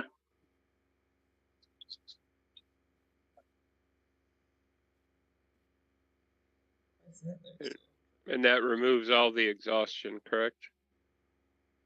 It does. For some reason, it kept the disadvantage on ability checks on some of you, though. I don't know why it did that. It just got rid of the exhaustion part and left the disadvantage, but I am removing it. Cletus says adieu the night before, heads off to his little temple to Torm. All right, and then looks like everybody is Gucci now, so you guys are all back to full health. You got your spells, you got your everything. The only thing that hasn't changed is the max hit points for two of you that had taken hit points down from the grand total. I think there's just two of you with that, and then the age of two of you as well that's been drastically altered. So it's the next day. Yes, morning strikes. You guys sleep basically 10 hours, wake up with the dawn, refreshed, clean, and not exhausted. And we're still in Okay. Blacktop. I'm gonna get breakfast, and if Aram hasn't showed up by the time I'm done, I'm gonna go bang on his door and figure out about that note. I'd like to go to Terry's with you. I'm going to I- Terry's also. I go wherever Bitch Slap goes. I guess we are all let's see. Well, no, the inn is just an inn, right? Mostly, But yeah. wait, but we all got the big rooms. I'm wagering, but they all come with food one way or another. Right, so you guys will eat. I mean, that's all fine. Yeah. Okay. So I guess I'll meet everybody in the lobby of the inn or entryway, whatever. Sure. Not sure if it's got a lobby or not. We didn't discuss that, but either way, towards the entrance. God, it is always raining here. Mm-hmm. It's that it's by the sea weather, you know. All right. Sea So effect rain. first, I assume Ballard's going to ask me about a note. I'm going to explain to him that I did not get a note. I'm assuming that he wanted me to write one, but I'm going there anyways. So let's just go get your stuff. Yeah, we'll get it sorted. Okay. Yeah. And secondly, Or somewhere along the lines, I need to find healing potions. Okay. You guys don't all like to head over to travel without 'em. Terry's. It's well past dawn by the time you guys actually get to Terry's. By the time you guys basically wake up with the sun and you mosey on downstairs, you slam your pretty good meal, and then you're all like, yeah, we should probably go check Terry's out. Strangely enough, when you arrive at Terry's, the shop is still closed. The sign is turned over that says closed. The door is not open. There's no light on, and it's easily an hour plus past dawn when he said he'd be open. Bang on the door. It echoes through the interior and back out to the exterior of the room. Does it have windows? There's a big front window. Can we see through it? Do we see, like, is it just normal setup? Does it look empty? It looks empty. Nothing's been pulled out for the day. Let me rephrase that. Does it look like it's been ransacked, he's moved, or does it just look like he's just didn't come in? It looks like no one showed up to open the store this morning. Okay, perfect. That's what I need to know. So, like there's no if Ballar's looking in, it looks the same as it looked at the end of the night last night, except for no Terry. Okay. Is there shops next door? Doesn't matter what type of shop or home The Hitch or and Stitch business. is around the block, and across the street is Sambo's Emporium, Jewelry Emporium. Yeah, didn't Sambo I do say need him to go and into Terry were Sambo's. friends? Yeah, and I need to go to Sambos as well anyway, so. Okay, so let's yeah. So if Sambo's building appears to be the only building nearest Terry's that has people in it, then that's where I want to head as well. Okay, Sandbo's is open. The Blue Dragonborn that runs the shop, Sandbo, is in there. He is, putting different things out for the day. It's still pretty early, but he's got a pretty nice setup in there. He does have a display case with different jeweled items in it, like bracelets, necklaces, rings, earrings, stuff like that. Basically, when every kiss begins with Sandbo. Greetings, Sambo. Ah, my favorite travelers. How are you? He says. Doing pretty well now that we got a rest in after our long journey. I had a quick question for you. Quick answer. We have business with Terry, and we noticed that he's not here this morning. I'm going to take a wild crack at it and say that this is probably unusual for him. Long as I've known Terry, going on 5 years now, it's not been a day that him or his brother hasn't opened the shop by at the latest this time. So yes, that is semi-odd. I hope he's okay. Does he live nearby? So Terry does not live far. I've never been to his house, but I'm relatively certain he lives somewhere in the hill. Okay. Well, we're gonna go see if we can figure out what happened with Terry. Okay. So that's all I have. Before we take off, I got those 2 rings from the Necromancer Cavern to have him take a look at. From the Necromancer fans, right? What? The 2 rings, the red and the green ring from the Necromancer's cavern or whatever. Okay, yeah, he'll take them and examine them. He busts out like an eyepiece to look at them really closely. His scaly mouth turns into a crooked smile, and he says, "These are nice pieces. They seem to be well aged and from a time long past. May I ask how you came across such items?" Long story, almost died for them. This is the way. Yes, it is. Well, are you looking to sell them, or are they something you'd like back, or what is your intent here? I mean, we promised we'd bring everything to you. We don't have a use for them at this point, so if there's a good price on them. Yeah, I mean, I'd be interested in them if you would take 75 gold for the pair. I don't know. I think we went through more than 75 gold worth. I think if you can't do any better, we'll just hold on to them for the time being. Well, you could use insight to check to see how you really feel. But I like where your head's at. But I mean, if you wanted to like roll insight, any of you that are there, which is all of you, could to see if how close you feel like he is. It might be a little low. That's how you, Bellari, like it seems a little low, but it's not a slap in the face low, but it's definitely not what you're hoping for. Now, keep in mind you can haggle. That's what persuasion's for. So if any of you have that and you wanted to say, 75 sounds kind of low, I'd like X amount, or how about this much, you could. Yeah. I forgot to do something when we long rested. I was going to spend some time reading the diary we picked up in that cave a little more thoroughly. And the Necromancer's diary? Yeah, and I forgot to do so. Okay, so that was it. You put yourself to sleep with at the hotel and at the inn. So just a quick outline recap of the Necromancer's Guide, because it's not the first time you've cracked it open. You've kind of sped through it a few times at this point. Basically, the Necromancer goes on and on to talk about his experience and his struggles and tribulations that he comes across in trying to learn how to be a necromancer. Like he's like, oh, the other spells come easily. I'm just not interested in those. I'm interested in siphoning off the dark energy of the world and using that to reanimate corpses and cast spells that cause fear and sap the strength from my enemies, things like that. And he talks about experimenting on rats. He talks about experimenting on some villagers outside of town. Outside of a town at one point, he speaks of running from a town because he got caught experimenting on villagers and having to hide in another town and travel to another land, and goes through his adventures, but ultimately the gist of it is that he, over 30 plus years, became a pretty strong necromancer of his own right.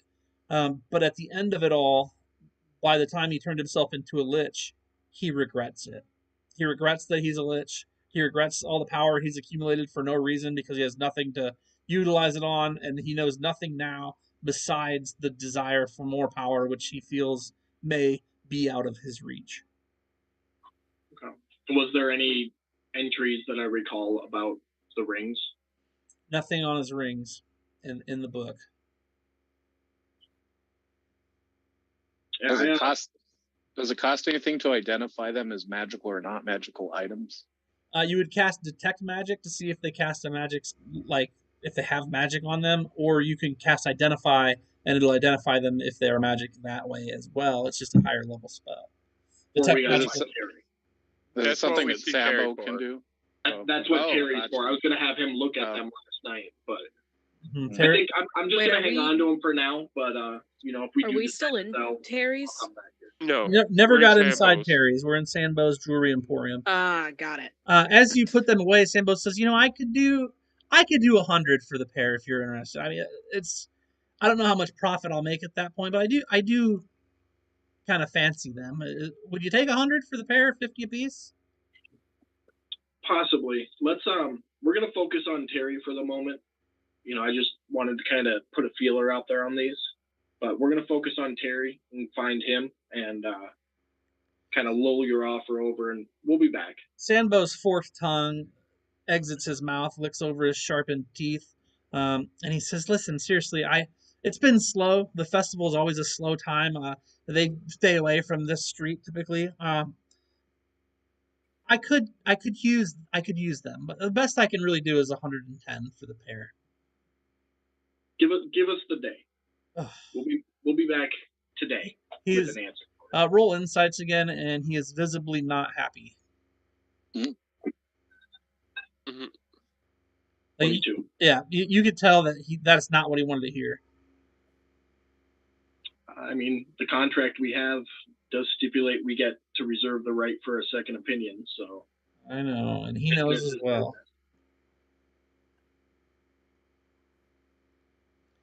Oh yeah, the 22 definitely tells it. The 18 would be good enough. Bitch Slap can tell he's not pleased that you're walking away with these rings, but he's also not pissed, if that makes sense. So he was kind of hoping to make a deal.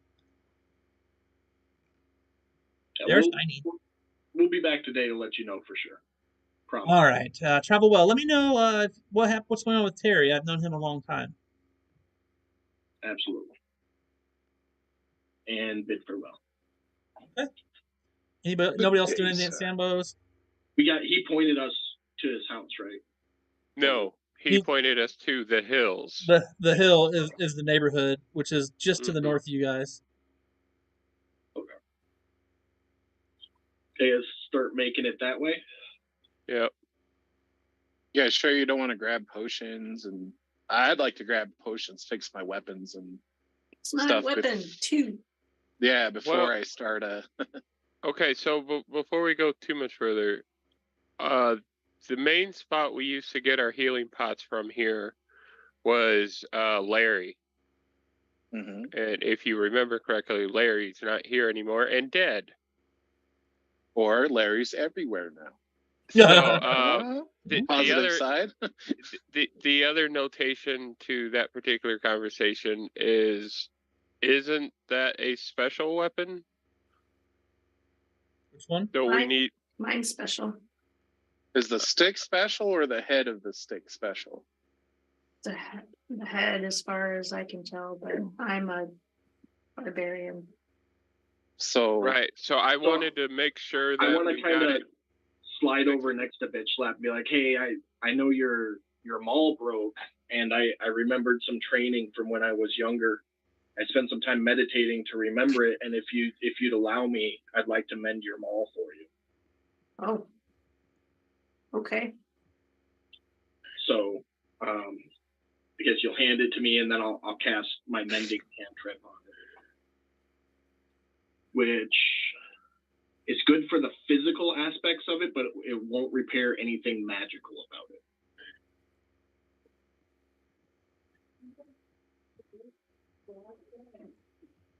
Yeah, I was just thinking about checking in with Terry to make sure that we get that fixed properly. But yeah, we could. I'm sure the mending would at least get it usable again. Yeah, well, It'll it's fix still the physical. usable right now because it's just cracked. Yeah, so my mending cantrip will fix the crack. It just won't do anything to fix anything magical about it. Okay. So as long as it hasn't lost its magical properties, it should be at 100% then. Yeah. Okay. Okay, so Smith and Stall is a weapon shop. Yeah. Oh, Garen Chase a pot. Okay. Let's head there. Apparently we have a new place. Yeah, just made it for you guys. It's Garen Chaz's apothecary. It's a small smaller building. Oh, I got it in the wrong place.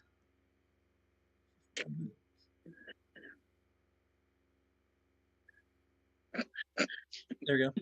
It's a smaller building. Trying to click on it. There's Like signs. the cat with the laser pointer. You're welcome. But yeah, so you guys get there. It's a small wooden building that looks to be propped up between two residential buildings, and there's a crooked sign that says "A Pots for All." And you guys can go inside. There's a aged half-elven male with a kind of scraggly, graying beard. He's easily in his hundreds, which is 60s for a human. But he has beakers and different drying herbs hanging from the ceiling. He's got some like wind chimes and bags of different kinds of sands and pebbles and different rocks and crystals and different salves. Is that the word? And potions, salves and potions and tonics and different kinds of things all available all around. And you come in and he semi-hunchbackedly kind of comes, hello, travelers. I'm Garen Chaz. I appreciate you stopping by. What can my apothecary do for you all today? Healing pots. For me. Lots of them. Yes, of course, a healing potion would come in handy for adventurers such as yourselves. I don't recognize you. Are you from the town? We come here on a regular basis. I would wager that your shop was not open the last time we were here. Yes, I unfortunately had to close down due to some health issues for the last 6 months, but miraculously I still live and I have to make money somewhere, so I've been able to open my doors again to travelers like yourselves, at least for the time being. Great. What do you have available, and what are the prices on your? Of course. I have many potions available. You just want healing ones, you say? For me, I won't speak for the whole group, but. Well, I will say that this particular healing potion will take care of some minor nicks and bruises. If you want something a little stronger, they do tend to cost a little more. This particular potion, I do have to charge 50 gold pieces for a piece. Which one? It's just a regular healing potion. Oh, gotcha. Now, for 150, I do have this one here that does slightly more than just knit some scratches and bruises. In fact, it could heal a bone or even a deep cut, which is a greater potion of healing. Okay, so those are 100? 150 for the greater, 50 for the regular pots. Okay, and does he have ample supply? I do have some. I could make a batch up. So I could make more if you need them. Do you need a lot? I mean, how many would you like? Well, the standards, I definitely want to take 4 of those. And I want 5. Okay, I've got that much. Okay, and then I will take 1 of the graders. Okay, I don't have anything stronger than that currently. Now, I could make stronger potions, and I'd even be open to a barter with you if you would be interested in getting me some ingredients for the potions, I could even give you a discount on them. As these old bones have grown, it's just become harder and harder for me to make the venture into the mountains. Can I pull out some of the blood mushrooms out of my backpack and see if those would do anything towards a barter? Yes, and everybody can roll an insight if they're paying attention.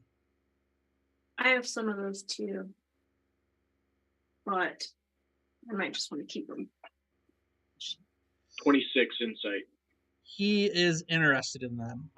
When you 21. show them to the 21 and the 26, you guys definitely see. Bitch slaps is you're smelling some hanging, herbs or whatever. You're like, I remember basil, or whatever.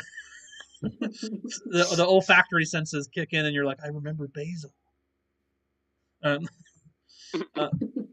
But yeah, so but the 21 and the 26 you could tell his eyes get a little big. He's like, I have not seen this many blood mushrooms in easily 30 years. May I ask where you found them? Are there more? I mean, we've got quite a bit amongst us. We found them in a cave on our adventures. What exactly are they used for? That is a good question, and it's sort of a loaded question. And the answer is one that is different based on he or she, look at the ladies, who would use it. As they've been known to do multiple things and also nothing, depending on the skill of the user. From my understanding, if my knowledge, which is moderate at best, the blood mushrooms can be used to amplify spells or replace certain spell components. I can use them to make some sort of potions.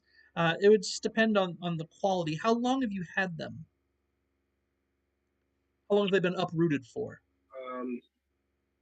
Couple of days, maybe half a week at most, if I remember correctly. Ooh, chew one and see if it's moldy. I mean, I would be happy to buy them off you. I am interested in them. The use I'd have to cut them up and start mixing them to see what they could be mixed into to really get a full understanding of the quality of what you're working with. Okay. Well, I've got 1.5 pounds. What would you give me for 1 pound of them? Well, let's see. There's 28 grams in a pound. I could do 28 gold for a pound. I have a 1/4 pound. You can have my 1/4 pound. I'm just gonna sell all of it to him.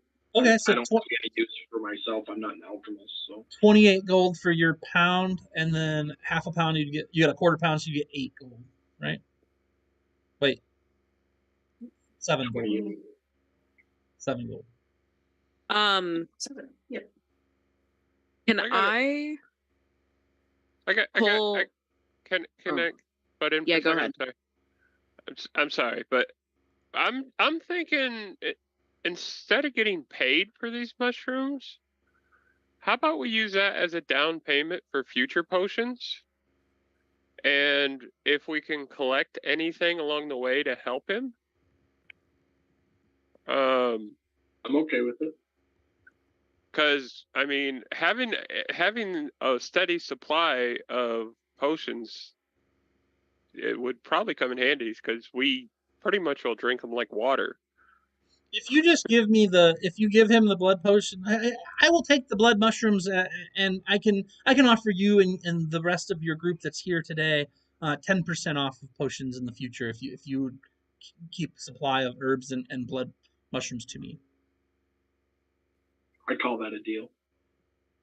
Now, that being said, if you could get me, even just a handful of hairs from an owlbear, I could do some wonders for some better, even stronger potions for you, and I would still have to charge you, but I could do it for the ones that I use those hairs for at half off, for even better than these greater potions. Do they have to kind of glance or at the yanked group out? real quick and be like, before anyone asks, I cannot shape into an owlbear. Yeah, but Yeah. I might be able to. Monstrosity. You could in first edition, that's why it matters. So do they have to be yanked out by the root, or can they just be trimmed? The blood mushrooms? No, the hairs. The hair of the owlbear. I need the bloody tip. and they need pulled fresh free. Okay, good to know.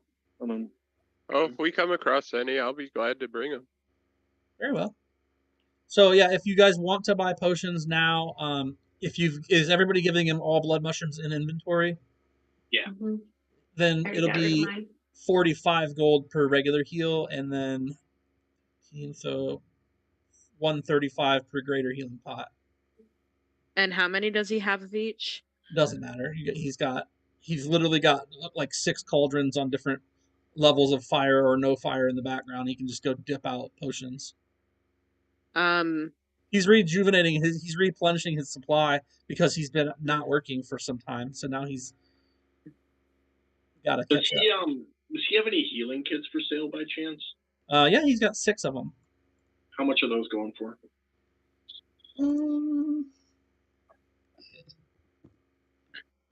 As a rule, I just stick to the book. 5 gold pieces.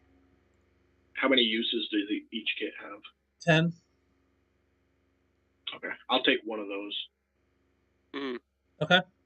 You said 10? Jay-Z just gave us a posture check, by the way. Who did? I did. Ad. Oh, thanks, bub. You said 10 gold for it? 5. 5. Cool. Can you repeat how much the potions were again? If you look at the note I've made, it's right Got there. it. Yep. Got it. I just went ahead and wrote them on there. I just figured like that would be the way to go. Otherwise, I'm gonna forget next game. I even put the discount on there. The blood mushrooms equal 1 gold per gram, 10% off.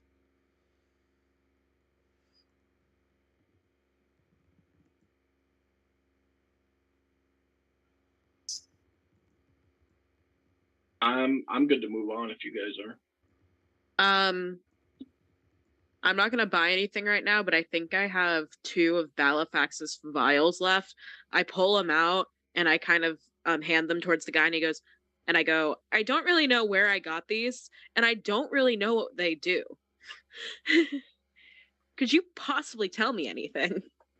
Oh, I would be happy to look at them. Well, let me see. And he takes them in his hands, one at a time. And it's just the 3 Balafax vials is what you're talking about? Yes. Okay, and do you remember the colors? I think I used one, and I think originally I had 2 gold and 1 blue. I knew you had a gold one at least. So you have another gold one. He swiggles the 1 gold one around, and he said, well, this looks like, and he's kind of talking to himself and pops the cork. Ooh. Yeah, this is a lower quality, but a decent enough one, a healing potion. He gives you the gold one back. He takes the blue one and he tips the little drop out onto a slide, and he puts it under a microscope, and he starts looking at it, and he's like, oh, very interesting. This is a potion of resist cold. Interesting. Thank you for that. Did you say 3 potions or 2? I only have 2 left. Oh, okay, gotcha. I'm so happy that when I shot that at the Lich, the gold one, it didn't hit him. For his troubles for looking those over for me, I'm gonna give him 10 gold. Oh, well, Damn, thank bro. you. This will definitely help keep the doors open. I do appreciate any donations. I'm not one to take charity though, so please take this. And he gives you a bracelet. Oh, thanks. She puts it on immediately. So I put a potion on your thing. It says thunder resistance. That's not real. I'm gonna fix it right now.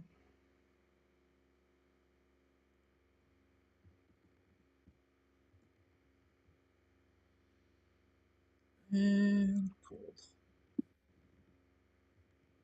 There you go. And then did you take yourself a healing potion? Yeah, just 1. Did you do it on your actions tab? Did you just update the actions tab for yourself? Okay. And that was 45, right? No, you don't have to buy one because you had one. Oh, okay. That was what one of those was just a regular heal. Awesome. So let's see. Add it on here for you. Boop. There you go. Great. Also, I think my supreme healing potion is gone.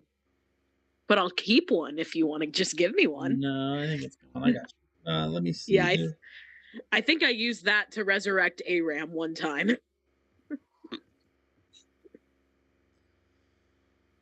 Item. There we go. I'm going to add this action to your potions thing here for this cold resistance one, just so you have it. All right. Cold resistance. Okay.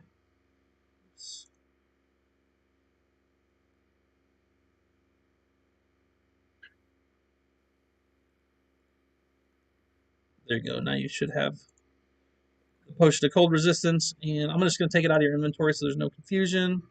Fine.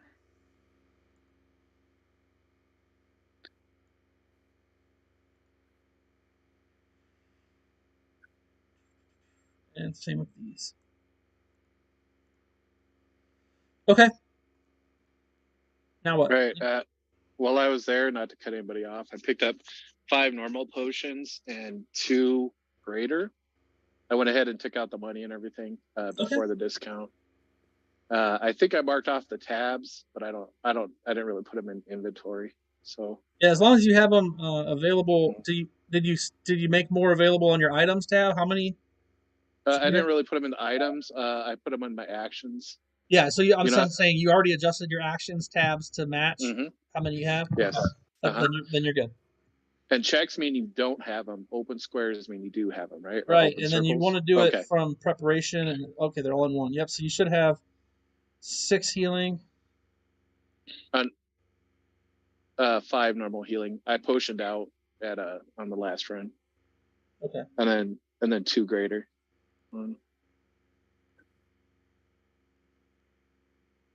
Yep. Okay. It looks good. Groovy. Nice. Thank you. All right. Everybody's finished here. I'm headed to Smith and Stall. Anybody go with me, or you guys tap it out at this moment, or? I'll actually go with you. I'll go with you. The far Smith and Stall. As we're walking over there, I'll walk up next to Zenevie and hand her my dagger and be like, I don't really use this, and you seem to like them, so... I love them. Oh, you like daggers? I love daggers. I like anything with a... I have one you can have, too.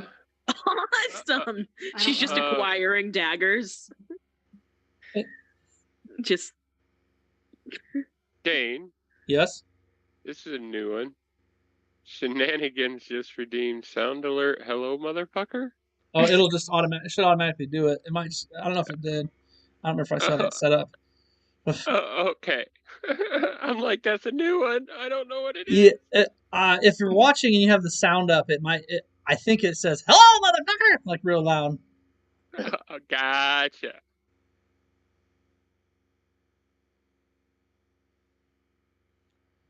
Okay. So you guys are going. You're not going to the top. You're not going to go to the Hitch and Stitch. You want to go to the Stall and Smith. Yes, I do. Yes. Okay. And I guess everybody just goes there. That's fine if that's okay. Stupid quick. I want to sell my scimitar while we're there. So I just give myself the amount of money it's worth. No. You throw it in the party sheet. In the party sheet. Yep, because I convert that. Gotcha. Now, granted, I use when I convert it, I do convert it for everybody. Is everything in there for sale? You guys not want any of that stuff? Mm-mm. No. I'll take Daros. Okay, well they wouldn't make any money off. But anyway, you guys each just got 67 gold out of that. Nice. Great. That was with your scimitar, but I don't know if that matters. That's fine. Okay. So Smith and Stall is where the actual smith is. The stall is the the horse stall. So Rhubarb is the gnome tinkerer who enjoys working metal at the smith there. His wife owns the stables. You guys get there. He is busy working on what appears to be a rather old-looking breastplate.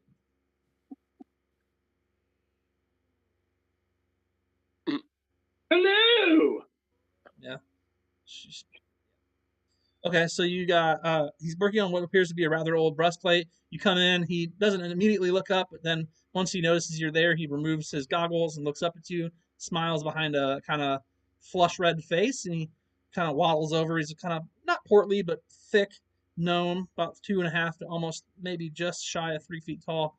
He waddles over. I don't have an appointment for you. Is it? Well, but welcome, welcome. How may I help you, adventurers?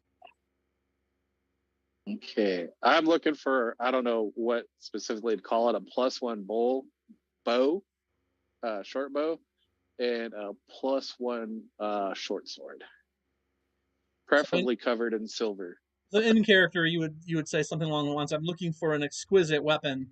Compared, I don't want just a common sword. It wouldn't be like you wouldn't say +1. You would say, Oh, are you? okay. So, Can what's you your name, reinforce sir? this blade and make it better, or Mhm. looking for a Hello, more sir. What's your name? I am Rhubar. Hello, Rebar. I would like a stronger bow, a reinforced bow, and a silvered, stronger short sword, please. Very now. A good plan indeed to carry a silvered weapon. I've heard uh, rumors of different undead milling about the countryside. Um, I would say an important point is that there are undead all about the countryside between here and Summerside at this time. They've really started to rear their heads um, in most recent times more than I've heard of ever for many years. Um, I'm not much of a bow maker. I'm not a bower or a fletcher in that regard, but I could silver a short sword for you, and I could reinforce a blade, or I could make one from scratch, which is slightly more expensive. Do you have a preference? Oh, I'd like you just to enforce my short sword and silver it, and I give him my short sword or lay it on the table. Okay. I'd be happy to do that. When do you need this by? When can you get it done? For a little extra fee, I could have it done first thing tomorrow. By first thing tomorrow, I'd have to work a little late tonight, but I'd be happy to do that for you, as is my way. Fantastic. How much will this cost me? To silver a weapon is 100 gold, and to temper it to be, and to add, I'd have to add a little metal and then temper it. And let's see, so we're looking at another 150 to make it exquisite compared to a normal man's weapon. So a total of 250? Yes, sir. All right. Sorry about that, guys. I will go fix that in a sec. And let's see. All right. So I also pull out my I pulled a sword from the Death Knight, and like I haven't had it identified yet. So I asked Rhubar, I'm like, would you use this weapon? Or what do you think of it? And I'm not asking him to identify it. I'm just asking if he would use it, like, Is it on your inventory if sheet? you didn't put it in there. I reminded you, and then, but you just said it was a +1, but it was unidentified.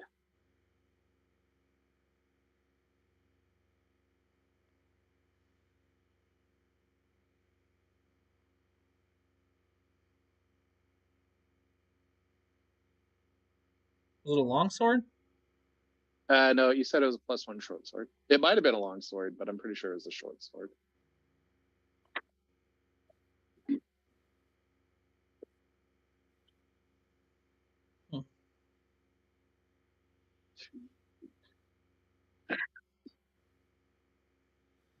Okay. Well, I mean, I'll give you a +1 short sword. I don't see it on there. Yeah, I kept reminding you, but we never really got around to adding it. Tricky. I'm sure that's what happened.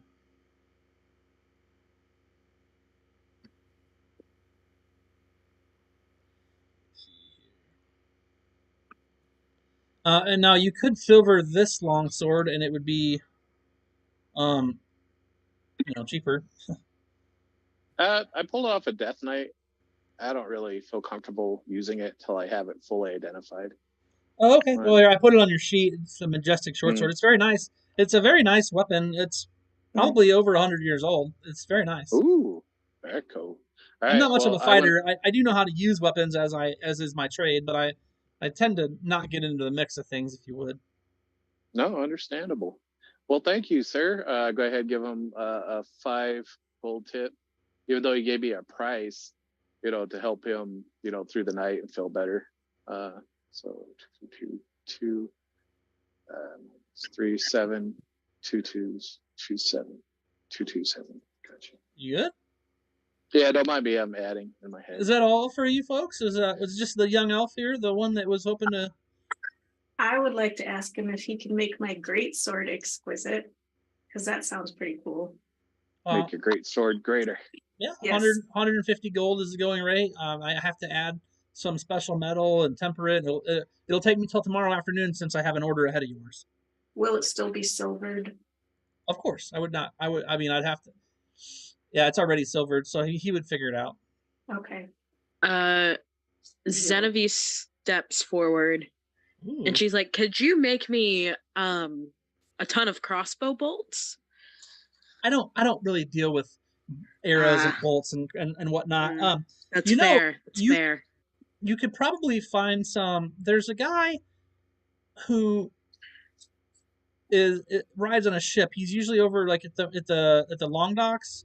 If you go to the Red Locks Keg and Leg, he tends to stay there. He's a tabaxi fellow. He doesn't like the water, but he's a sailor nonetheless. And he does spend a lot of his off time fletching arrows. So he might have bolts and arrows for sale. I appreciate that information. Thank you. Everybody calls him Twinkles. Twinkles the tabaxi. Got it. Yeah, he's got a very nice coat.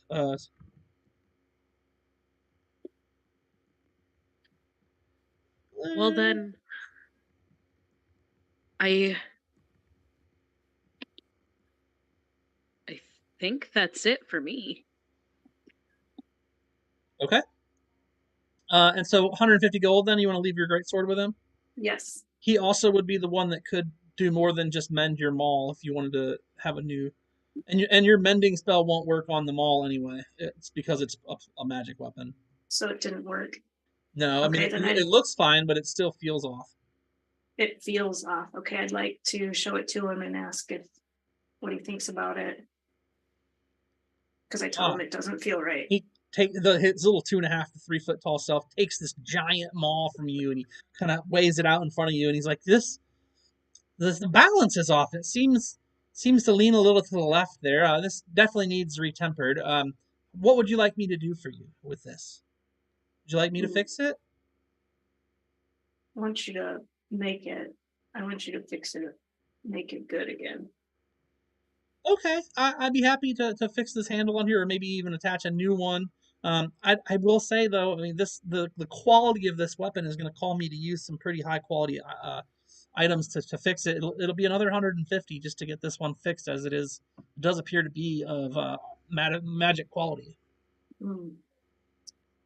Well, okay. I guess I need to give you that then. You give him your longsword, the silvered longsword, and you give silvered greatsword and the maul. Yeah. Okay. Make sure you make notes. Or I guess I can do that. So let's see who's leaving here. Bitch slap, maul at 150 gold, and what's the other thing? The greatsword. Mm-hmm.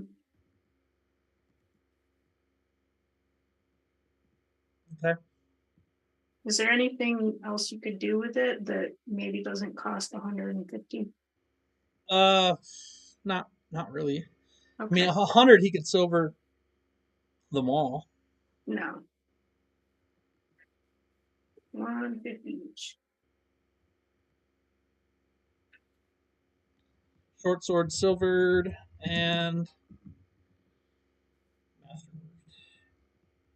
I think it's only 100. I could be wrong. You guys might be getting the best deal ever, and I hold in place the ability to retract how much these things costed after the fact, but not against you guys. Like I won't make you pay more on this round, but if I look and find out that I grossly underpriced the masterworking of those, I will change it moving forward. Well, in that case, I want mine. No, I'm joking. Now is the time, as it may be the way.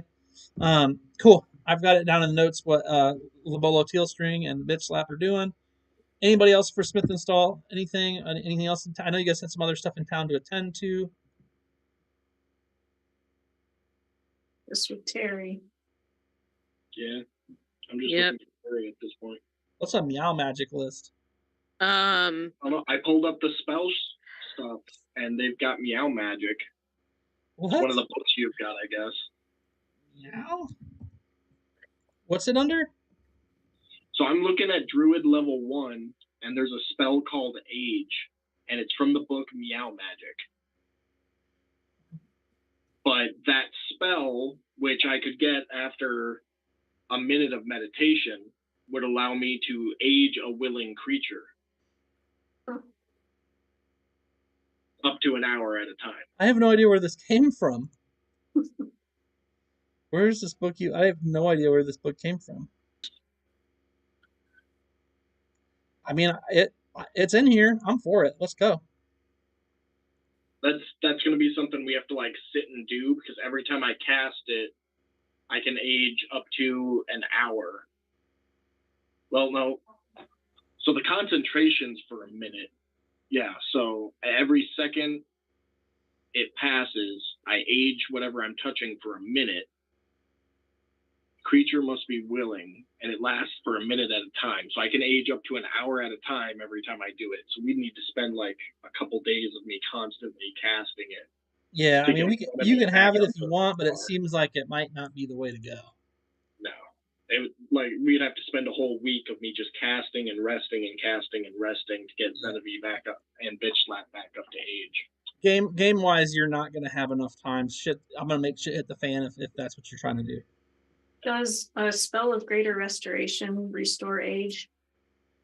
Oh, let's take a look. Greater Restoration does a couple things for you. Greater Restoration. You imbue a creature you touch positive energy. One effect that charmed or petrified the target. One curse. So yeah, it removes a curse. It could remove your forgetfulness or the age. So I'd have to get it twice in order to fix both. Yep. Wait, am I also still like corpse? Kinda.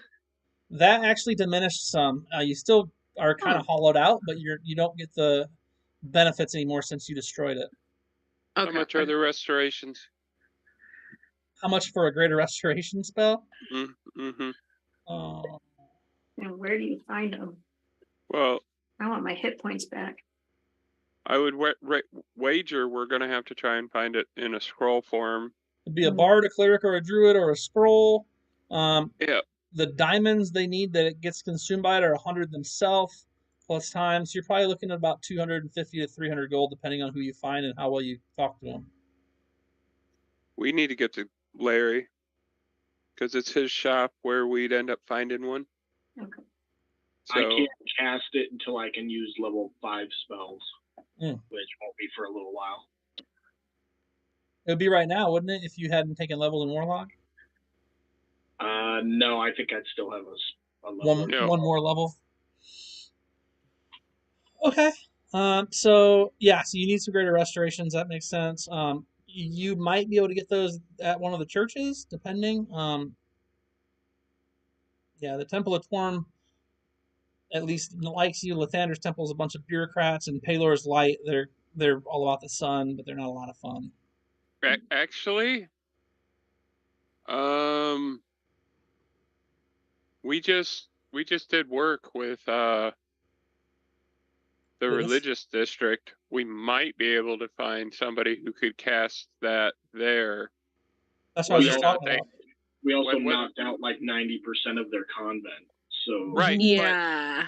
But the bigger question is whether or not they'd actually have the spell or not. Yeah.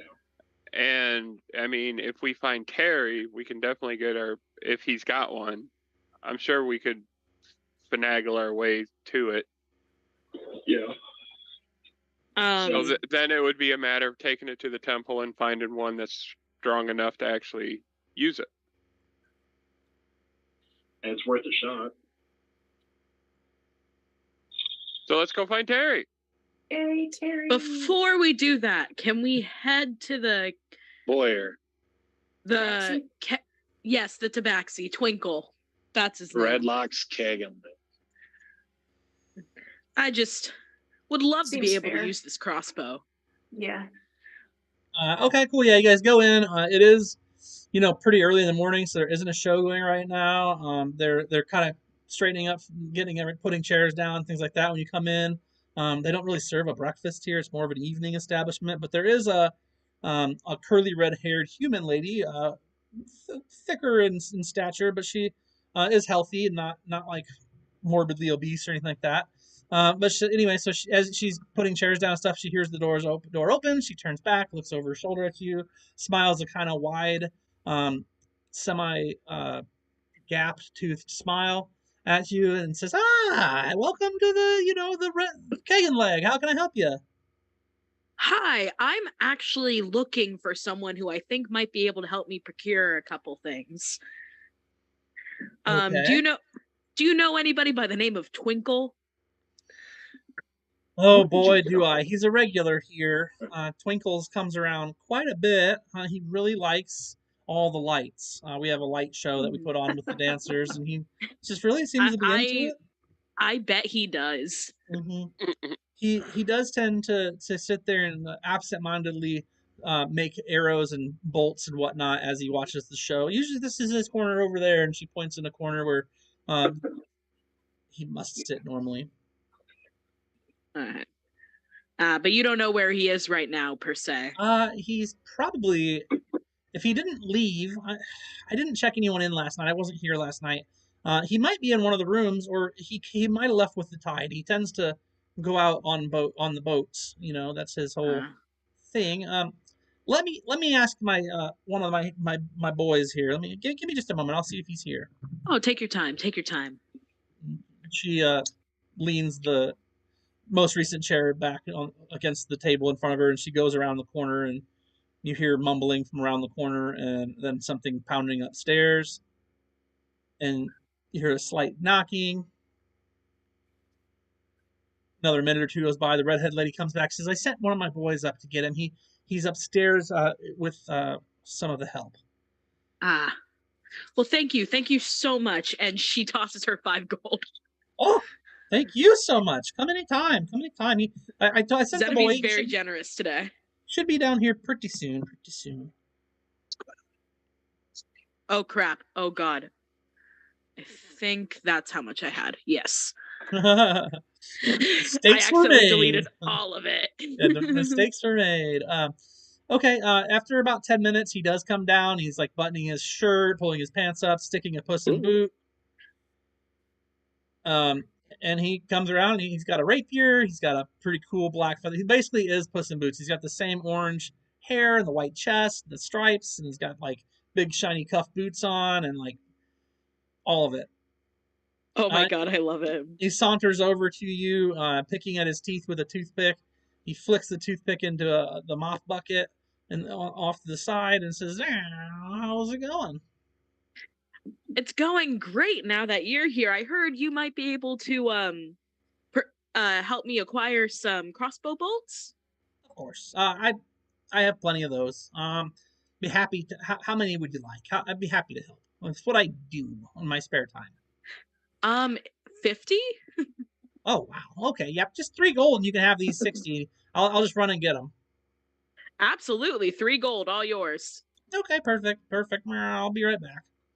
All right. And he kind of saunters back up to the stairs and right around the corner, and then he comes back a couple minutes later. He has 3 cases with bolts in them. He hands them to you. There's normal bolts. He says, "Thank you for your business. I do appreciate that. I don't particularly have a shop. You're lucky to have caught me. I go out with the tide tomorrow." All right. Well, if I should need any more, I'll know where to find you until tomorrow. Hey, I'm happy to help. Thank you so much, Twinkle. Have a wonderful day. Oh, I'm sorry, miss. It's Twinkles. Twinkles! My apologies. Don't fuck my name up, he basically says without saying. And I'm putting the bolts on your sheet. You have 3 of them, 3 sets of 20. So that's actually 60 bolts. And I will do... I think I already adjusted the actions for that. Okay, yeah, I just put it in your inventory too. No big deal. Okay, cool. So now Twinkles has helped you guys out. It is closest it's like 11ish in the morning. If you guys are wanting to eat, they have a pretty good fish and chip here at the Keg and Leg, which is going to be served pretty soon if you guys want, or you can move on to whatever your next move is.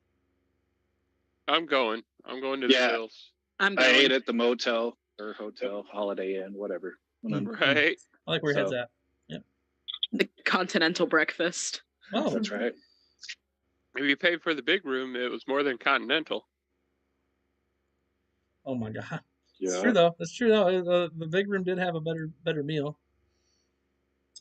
Personally made for each of yous. Okay. Yep. So now what was the plan? You guys are going where? To the hills.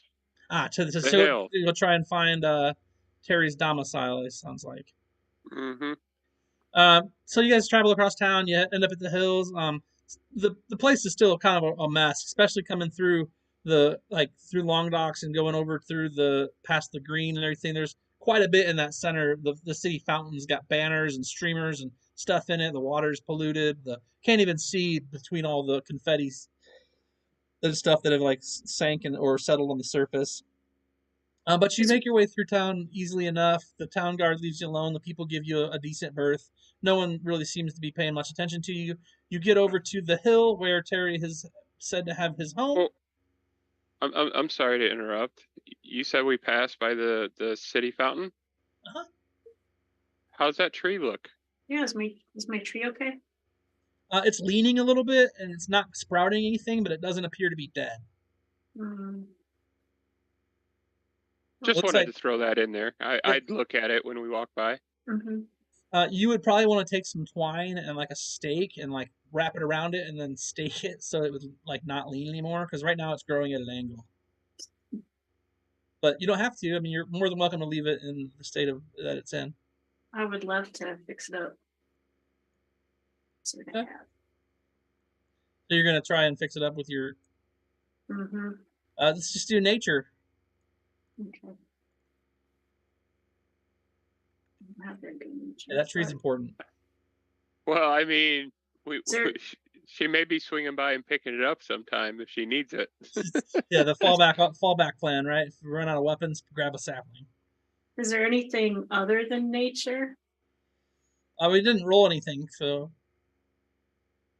not really. Okay. I mean, it really is a nature check because you're trying to keep a Okay. tree alive. I'll Okay. help her with it. Plus Hey, 2. thanks. Yeah. You have it as a skill, Me? No. Aram. No, but I mean, I'll give her plus 2 if Aram helps. I'll give her advantage if it's Balar. Yeah, I'll help her. So advantage on your nature check there, bitch slap. well, I Hey, did Bola. promise to help her with the mall, and obviously I didn't. So I figure at least I could do is help her with her tree. I mean, you managed to tie a string to it and put a stake in the ground. You're not sure if it's going to pull it over or not, but you also don't realize that you didn't do a good job. Okay. Not a bad job. Nobody just a can job. tell me that I did a job. Well, he helped. The person that could tell you helped you. Okay. Yeah. Go team.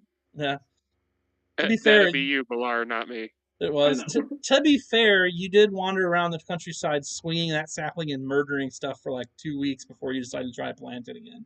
You said it's not dead. It's It's not. It just doesn't appear to be crooked. dead. There's still one leaf on it from that never came off. Awesome. It might still grow. Okay. You guys get to Okay, the now- hill, unless there's anything Yeah. else. Okay. You guys get to the hill. It is kind of like a mid-class citizen area. The houses are decent. It is outside the city, so they're still kind of lower middle class. Even though Terry runs a pretty nice store, you might be slightly surprised that he lives here versus maybe somewhere a little nicer in city itself. But there are, let's see, 4, 5, 6, 7, 8, 9, 10, 11, 12, 13, 14, 15, 16, 17, 18 choices. Knock on the first door we come to. Doesn't It even looks take like that. it's got people. As you guys enter the hill, you'll see a set of 4 guards, 2 of which are carrying a stretcher with a sheet over it that is stained with blood coming out of the 4th house on the left. I'll try and stop the guard. Excuse me, sir. I don't mean to keep you too long. Do you know who's under your sheet? Looks Is like there any? this is definitely guard business, but it doesn't appear to be any foul play here. So I can tell you, it looks like Terry fell out of bed and cracked his head on his nightstand, um, and he passed away sometime early this morning. We think Oh, good lord. Okay. the clerics of Lathander should know more once they get the body in. Oh, Thander. Well, I will let you Can I on your use? way then. Oh, can I use persuasion to see if I can get any more information out of him? Of course, Yes. of course, yeah. Okay, hold on. Let me match up the lines here. All right. Basically, I want to know if there's anything odd about his room. Can I assist him? Ah, never mind. Well, your persuasion. I mean, he says, like I said, not much to see here. It looks like he fell off his bed and hit the corner of his desk. There's a pretty healthy hole through the front of his head, and he bled out on the floor. His wife woke up and stepped on him. Ooh. Can I persuade him to let us look? You can try all you like. 12. It's proper etiquette to let the grieving widow have her grief. I wouldn't recommend sticking around here. Why don't you guys move along? Let us finish our job here. And Zenevie's gonna step forward and she's gonna be like, look, I'm very well versed in this kind of work and looking for the fine details. I'd love to offer my services. Child, please. Get your children. Get these children out of here. This is not a place for I'm children. 20. There's bodies. Oh well, I'm sorry. Elves always confuse me. I could have sworn you were younger and just acting out, but that being said, regardless, irregardlessly, as they say, Terry was a business partner of ours, and we're just concerned. That's all. We want to make sure everything's on the up and up, just like you guys want to make sure everything's on the up and up. as is the way for good citizens, to be sure. However, everyone I've spoken to, I haven't even seen the scene myself, but everyone I've spoken to has said that it does not appear to have any kind of foul play at all. But it's a little surprising how hard he hit his head, but it doesn't seem like anything untoward has gone on here. It just accidents happen. Give her a few days. I'm sure they'll have the funeral within the next 2 or 3 days, and you can attend and give your regards at that time. Well, we'll let you guys on your way, and we'll. 2 of the guards start to cart off the body. Can I use performance and run over to Terry, or what's his name again? It's Terry, right? Terry's the Yeah. Run dead over guy. run over to Terry and perform and start crying, Father, Father. Start touching the body, and then you slate a hand to check his pockets to see if there's anything odd on him. Yes, you can do all of that. If you'd like to try all of that, I will say that you are half elven and he is 100% human. So I mean, that's possible because he could have been your human daddy. Can I help him? But I think you're probably older than he. He wasn't super old. He was just like in his 40s. They don't know that. That's why I'm using performance. Okay. All right. Can I help him? It's an amazing performance. Father! I'll just give him a Father! +2. So she says, oh no, not your dad! And that adds 2 to it, and it's 30, and you totally get on him. Now you need to slide a hand to search his pockets. All right. And I'm going to need a stealth so that they don't see you. Okay, so slate a hand first. Oof. I'm gonna grab Aram and like pull him aside, hopefully out of earshot, and be like, I could totally sneak in the house right now. There are 2 guards still at the house. I could totally do that. Then rolling for stealth. Come on, you bastard. They see me emotionally rubbing my hands up and down my supposed dead father. Where's his wife? She's probably inside. Now that the performance has happened, I'll lean to Zenevie and say, I think it's going to be as simple as just going to talk to the wife. I don't think we necessarily need to sneak anywhere. Zenevie kind of like pouts, is like, fine, okay. Goes back to bitch slap. who's not understanding anything. So She's did my performance bear any fruit, or was it just something to do? So okay, no, all of that I was getting to it. You guys were still talking. Oh. So looking back at this, Labolo, your performance is killer. It's a 30 with her help. They absolutely believe it's your dad. Your sleight of hand is unparalleled. You managed to grab whatever, but instead of getting it and slipping it in your pocket stealthily, you pull out a ring of keys and hold it up, and everyone sees.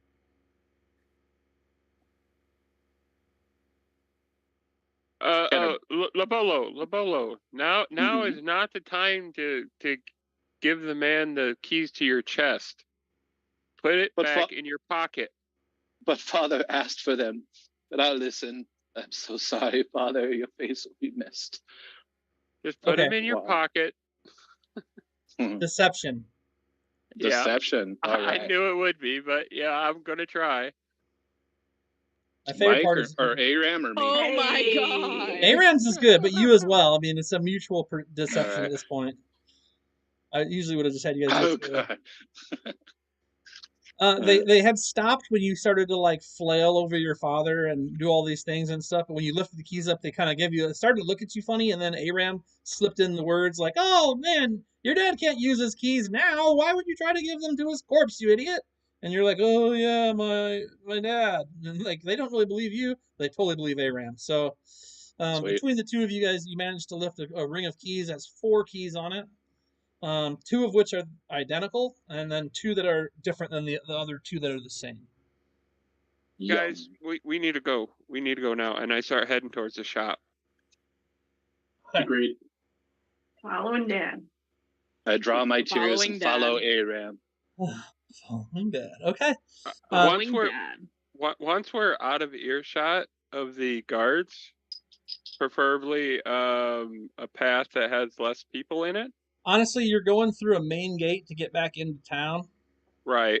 So like it's pretty busy as far as the town goes. I mean, there's easily 30 people around at most given times, wandering one way or another with carts or stuff, or heading to the market, or popping to their homes, things like that. I will have you guys roll perception checks for me though. Wonderful. I don't necessarily want to like sneak around, but I do want to like try and talk to the crew without everybody hearing. Essentially, is what I'm looking to do. Okay, and then that'll be easily enough once you guys get off the main road and whatnot here in a moment. Zenevieve, Aram and the rest of them seem to kind of be milling towards hurrying off to Terry's in a kind of a quick manner. And you just happen to slow down enough as you're walking through the main gate there, right next to the hill. You see the main gate? Yes. Just to the right of Hitch and Stitch. You notice there's a wanted poster along the entrance there with a few different posters stamped, and one of them in particular stands out to you as it's a kind of shitty version of, but it definitely looks 60% like Aram and like 30% like Bitch Slap. I'm going to run up and grab it and like look at it, fold it up, put it in my pocket. I'm like, we'll discuss this in a second. And then catch up with the group. 10,000 gold piece reward for these 2 individuals.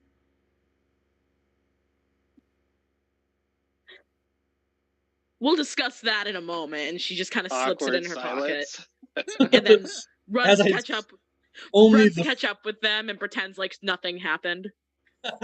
Only the rogue knows that they're wanted.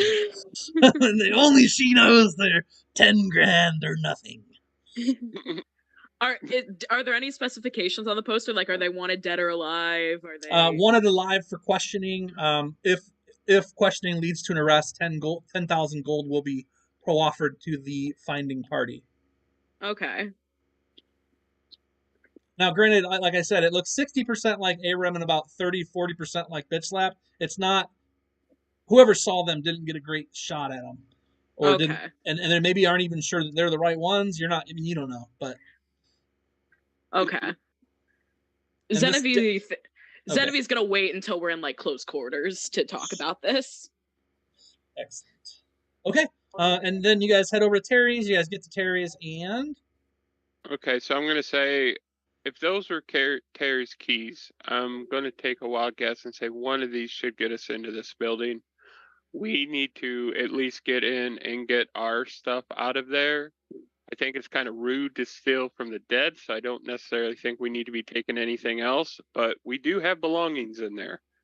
So I think it's fair enough for us to retrieve our items.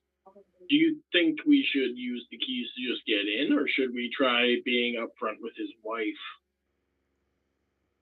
Because we're contemplating breaking and entering and larceny right now. I mean, I'm all for it, don't get me wrong. I just want the group consensus. Like, do we actually want to bust in and get our shit, or do we want to try and... Well, we're not exactly busting in. We have keys. And if Aram and Bitchslat are caught stealing, we can up their bounty. You don't know about the bounty, though. Yeah. Oh, my bad.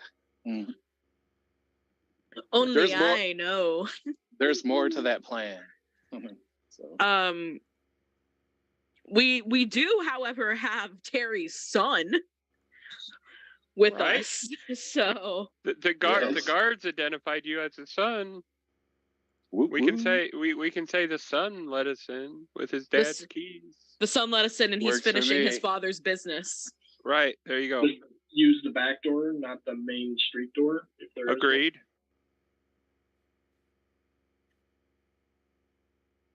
So you guys go to Terry's. So is that what any objections? I think I'm gonna stay outside. I'm not the stealthy type, so there's nothing I can do. Good to have a watch in the front door just in case. For once, Zenevieve is going to separate herself from Bitch Slap. Wow. If anybody starts coming up to the front door, just knock on it twice casually. And do. Discuss them and start a discussion with them and ask if they've heard the good news.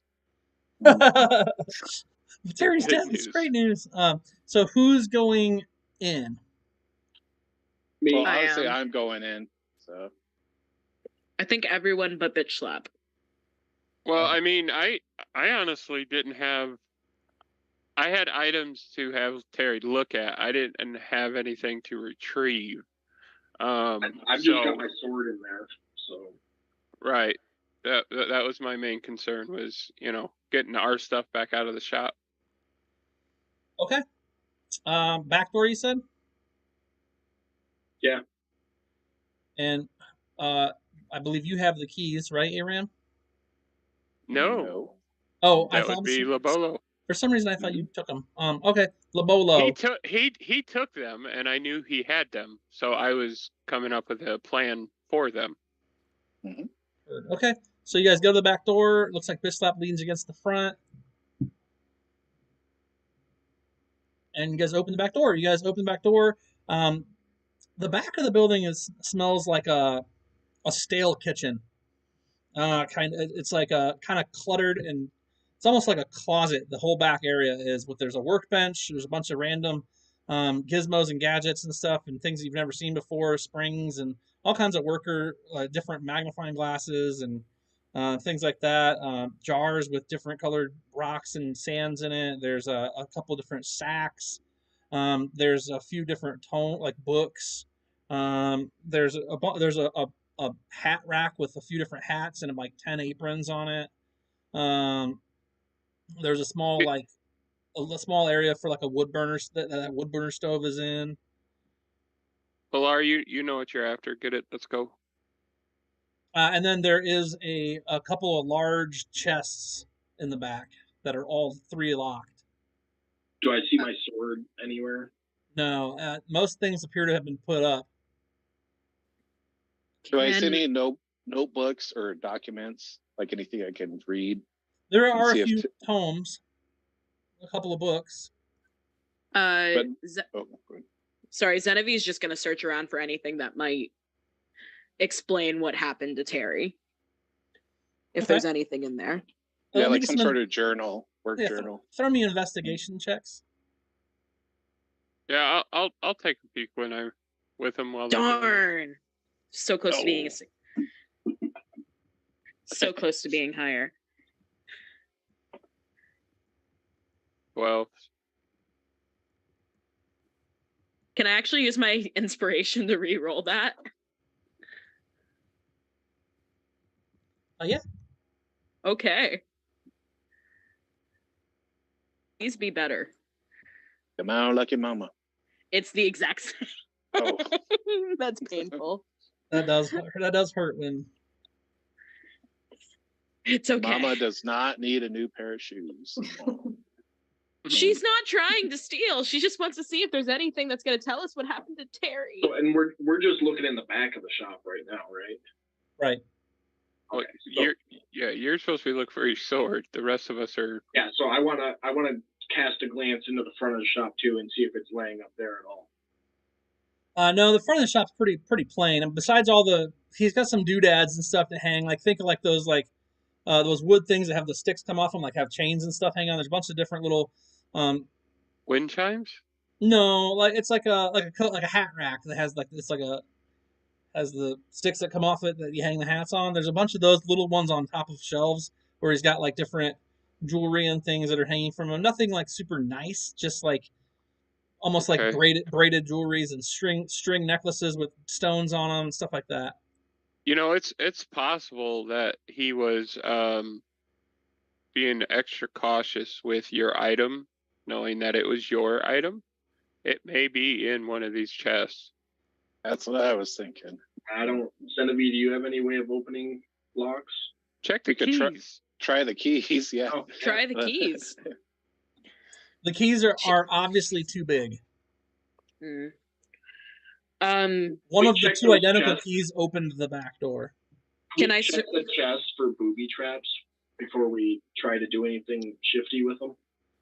Yes, I'm sure the rogue could do all kinds of stuff. I'm certain I could. What am I rolling to check this? Investigate. Of course it is. 12. The first of 3 large chests does not appear to be trapped. Okay, do I need to roll for each of them? Yes. Okay. Oh, you rolled investigation twice, so one more time. The first 2 appear. No, that first one was my re-roll.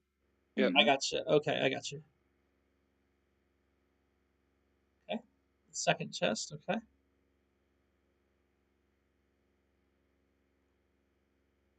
Great. The third chest is definitely trapped.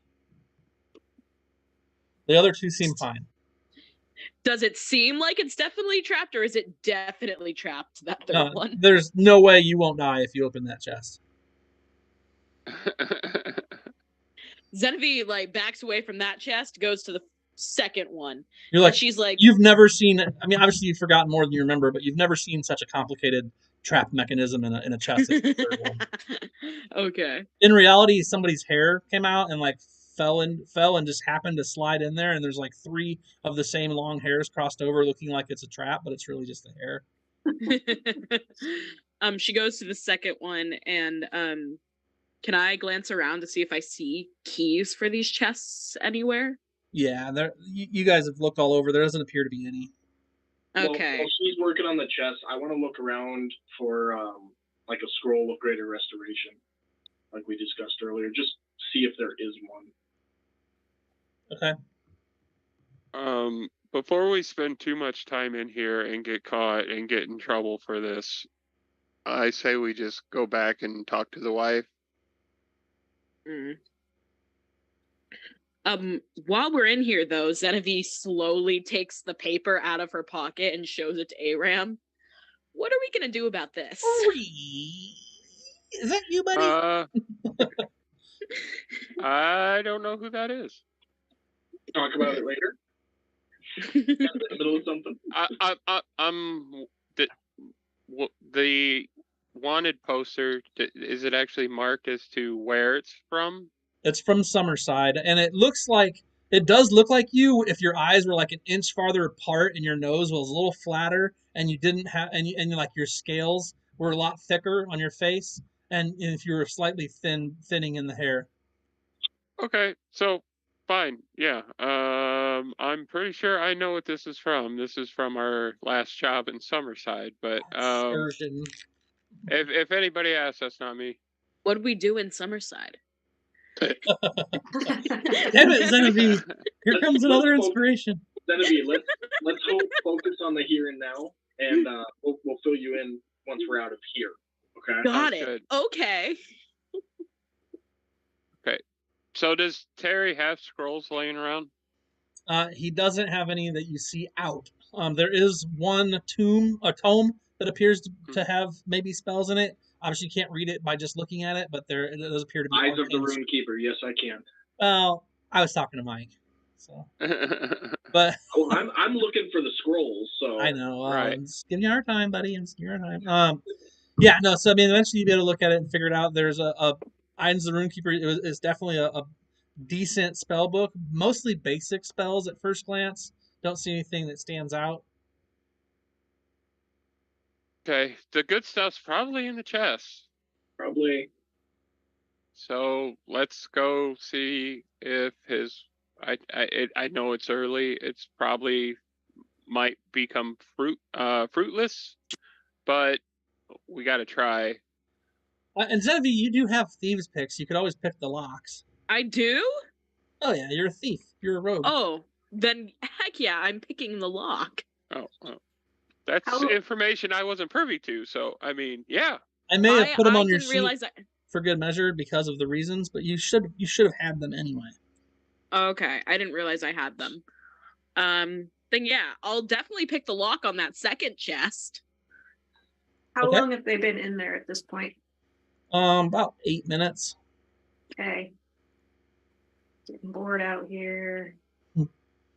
Across Might the just- courtyard from you, Bitch Slap, there are 6 mixed race children. There's a couple humans, there's a dwarf, there's a halfling, and there's maybe a half elf, and they're playing a game where they keep jumping and 1 leg, 2 legs, a long jump, somersault, and they keep jumping. And they appear to be some sort of design chalked onto the cobblestones.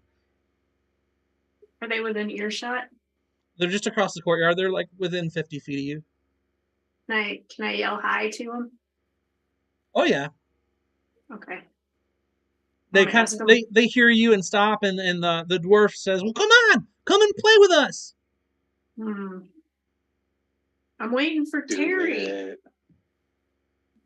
He's no fun. He stays in his store all the time. Come on and play with us. I look at the store. I look around. Do I see any official looking folks? No, not particularly. Just the normal citizens going about their day. You do hear trilling laughter coming from the children, who seem to be having a grand old time. Oh yeah, they do, don't they? I'm gonna walk over to him. Oh no. You get there and you see that there are 10 different designs on the ground. They're not very different, but they're 10 boxes essentially. It's like 1 box and then 2 boxes next to each other. And then there's a triangle, and then there's 2 boxes, and then 1 box, and then like a decent amount of space in another box, and then 2 boxes, and then a triangle, and finally a circle with a line coming off it. And it goes on and on. It's essentially a very complex hopscotch. So I'm gonna ask them what they're doing. We're playing the jumping gnome. Can you show me how? Yeah, watch Alice. And the halfling starts to do it, and they do 1 foot down, jump, 2 foot down, jump, 1 foot, 1 foot, 2 foot, long jump, spin, jump and roll. And then the Alice finishes, does a quick arms up, head back, yes, and then she says, looks back and sees who's next, and then one of the humans is in line to go next. Watch that human. And they're doing the same kind of thing. Essentially, you can tell that the single squares are for 1 foot, the double squares are for 2 feet, the triangle is for a spin. I'm sorry, the circle is for the triangle is for a long jump, and the circle is for a spin, and then the line is for a somersault at the end. I want to ask them if I can try it. Oh, please do! I want to try it. I can't believe your parents let you have all those weapons. Well, I only have like a bundle of spears and a longsword right now. Still, a bundle of those spears and a weapons. longsword for an 11-year-old is kind of a thing. That's true. My parents love me. Yeah, they do. Do I need any sort of athletics check or anything, or am I just Yeah, you can do acrobatics around? or athletics, whichever you like more. Okay. I think athletics probably makes the most sense, but Mhm. acrobatics I could be convinced. No, I got more athletics.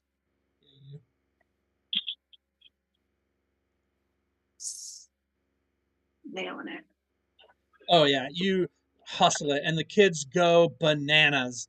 Oh my god! Woo, good job. What's your name? You live What's nearby? that? Bit Slack. Oh my No, gosh, I'm that's such just a weird name. traveling. We're so happy. Can you play all day? No, I got friends. Just stay with us. It's gonna be fun. We're gonna play tag in a little bit. Let me go check with them, and I'll be back. Okay. Here. Okay. And like Alice hands you a lollipop. Yes. Snack. Thank you, Alice. I'll run Yeah. back across the street or the So courtyard. nice to meet you, Bitch Slap. Make sure to hurry back. We're gonna play tag in like 10 minutes. Okay, I will. So much fun. I got a dirty 20 on Yeah, unlocking yeah, that you did. chest. Oh yeah, it cracks. You like stick one little needle thing in there and a curved one in there. You wiggle it around for like 4 seconds and it pops right open. And inside there are a number of things. There's a couple of books. There's a couple of swords. The ancient sword is in there. There's a leather tunic. There is a weird silk hat that looks more like a nightcap than anything. There is a small box with 5 rings in it that you can see through one wall to the other. Like you see through the box, like there's a clear front and a clear back to it. There's 5 rings in it, but there's no apparent way to open it. And then there's a couple other things. There's like a couple of like fleeces, like sheep sheared fleece cloaks. Zenevieve stands up, backs away, and is like, "Go for it." I knock on the door twice as well right now. Hearing the lock crack, I'm gonna look in, and when I see my sword, I'm just gonna grab it and sheath it, and be like, "Okay, guys, I got it. Let's go." Roll a wisdom save. Alar. 16. Okay. It's cold to the touch, colder than you remember. The sword itself looks to have been polished and sharpened. And you can see now that there's fine elven script along the blade that says, "My passion is to win." Okay. Do your thing with the books, Pilar. On that, there's a book in there, right? We've already been here for a minute. I say we go. We only came for my stuff. We're not trying to rob the place. I say we just go. Okay. Well, you were the one that was looking earlier for Greater Restoration scrolls. Yeah, just passing the time waiting for Zenevieve to get the chest Still open. something. Oh yeah. Good idea. Let's go. We out. Do you shut the chest? Yes. Of course we do. Yes. Sure, I don't know. All right, and shut the chest, shut the door, lock it behind you. Yeah. Yes. Okay, sounds good. Also notice just before I'm gonna backtrack just a second because you guys had opened the chest. Inside the chest, there's also a handful of crystal balls, a few different sticks, which could easily be wands. There are a few different cases inside. This is a pretty good sized chest. There's 2 different cases that are about a half a foot by 3 inches tall, and inside there's a number of different things that you'd have to open to see. There is a quill and ink pot in a bag. There is a broomstick. There's a silver amulet with tiny green gems around the edge. There is a deck of cards. There's a bag. There is a green orb. There is a cape. There's a hand mirror. 3 potions of golden quality. 2 scrolls. A fine platinum ring with black opals around the top. 3 black opals. There is an hourglass. The book I told you about. A shrunken head. A doll with one eye missing, and a arm missing, a jar with living fireflies, and that's it. Those are all in there. If there's anything on there that you guys want to steal before you leave, just tell me now or forever hold your peace. I'm good. I'm good. Holding peace. Just trying to tempt the fates. No big deal. We are winding down, guys. It's 10:56. We ended 11, so let's discuss final steps for tonight and where we'll pick up from next week. Then sounds like you guys wanted to go back to Terry's wife. Yep. Well, I want to go play tag. Okay, and you want to go play tag. So Yeah. they come around to the front as you're knocking. Oh, hey guys, I want to go play tag with those kids. Okay. Meet us yeah. at No Man's around supper time. Okay, deal. You home before it gets dark. Genevieve, you want to go with? I think I'm too big to play with them, but You could play, maybe. Want to ask Alice? I'll just come watch. Okay. I Just didn't like, mean to hi. sound condescending there. I apologize. No. Okay, so No, Genevieve is genuinely disappointed that she's too big to play. Hey, at least Aram wasn't pitching out the dad call there. what happened? Where's Aram been? He's really losing his touch. Shaking. Okay, so the girls go play. The boys go back to Terry's wife, hopefully. Can we go to Gnome Ann's first? Because I have an idea for approaching Terry's wife. Whatever you guys want. I mean, you can discuss it right here and then decide where to go if you guys want to talk to each other. Yeah, we were going to swing by the Temple District too to see about any type of greater restoration for Bitch Slap and Genevieve at some point. Okay. But I can talk to you along the way while we're walking up there. I'm pretty efficient in disguises and stuff. Maybe we can disguise our way in there as investigators of some sort. And then, just ask Terry's wife questions. If anything was odd, if he had started working on something new, and that's my pitch as we walk over to the religious sect. Yeah, that's not a bad idea. I don't think we even need to disguise ourselves, though. I mean, we've never met her. She has no foul interest towards us. It's mostly for the guards, like if there's still guards posted. And if we look official, if we look like we're doing the part, then, then we just don't look like random guys asking out of nowhere. You guys get to the Temple District. Okay. Had I don't know. Which temple was it that provided all the? It was Torm that provided. Torm has the ones that went with you.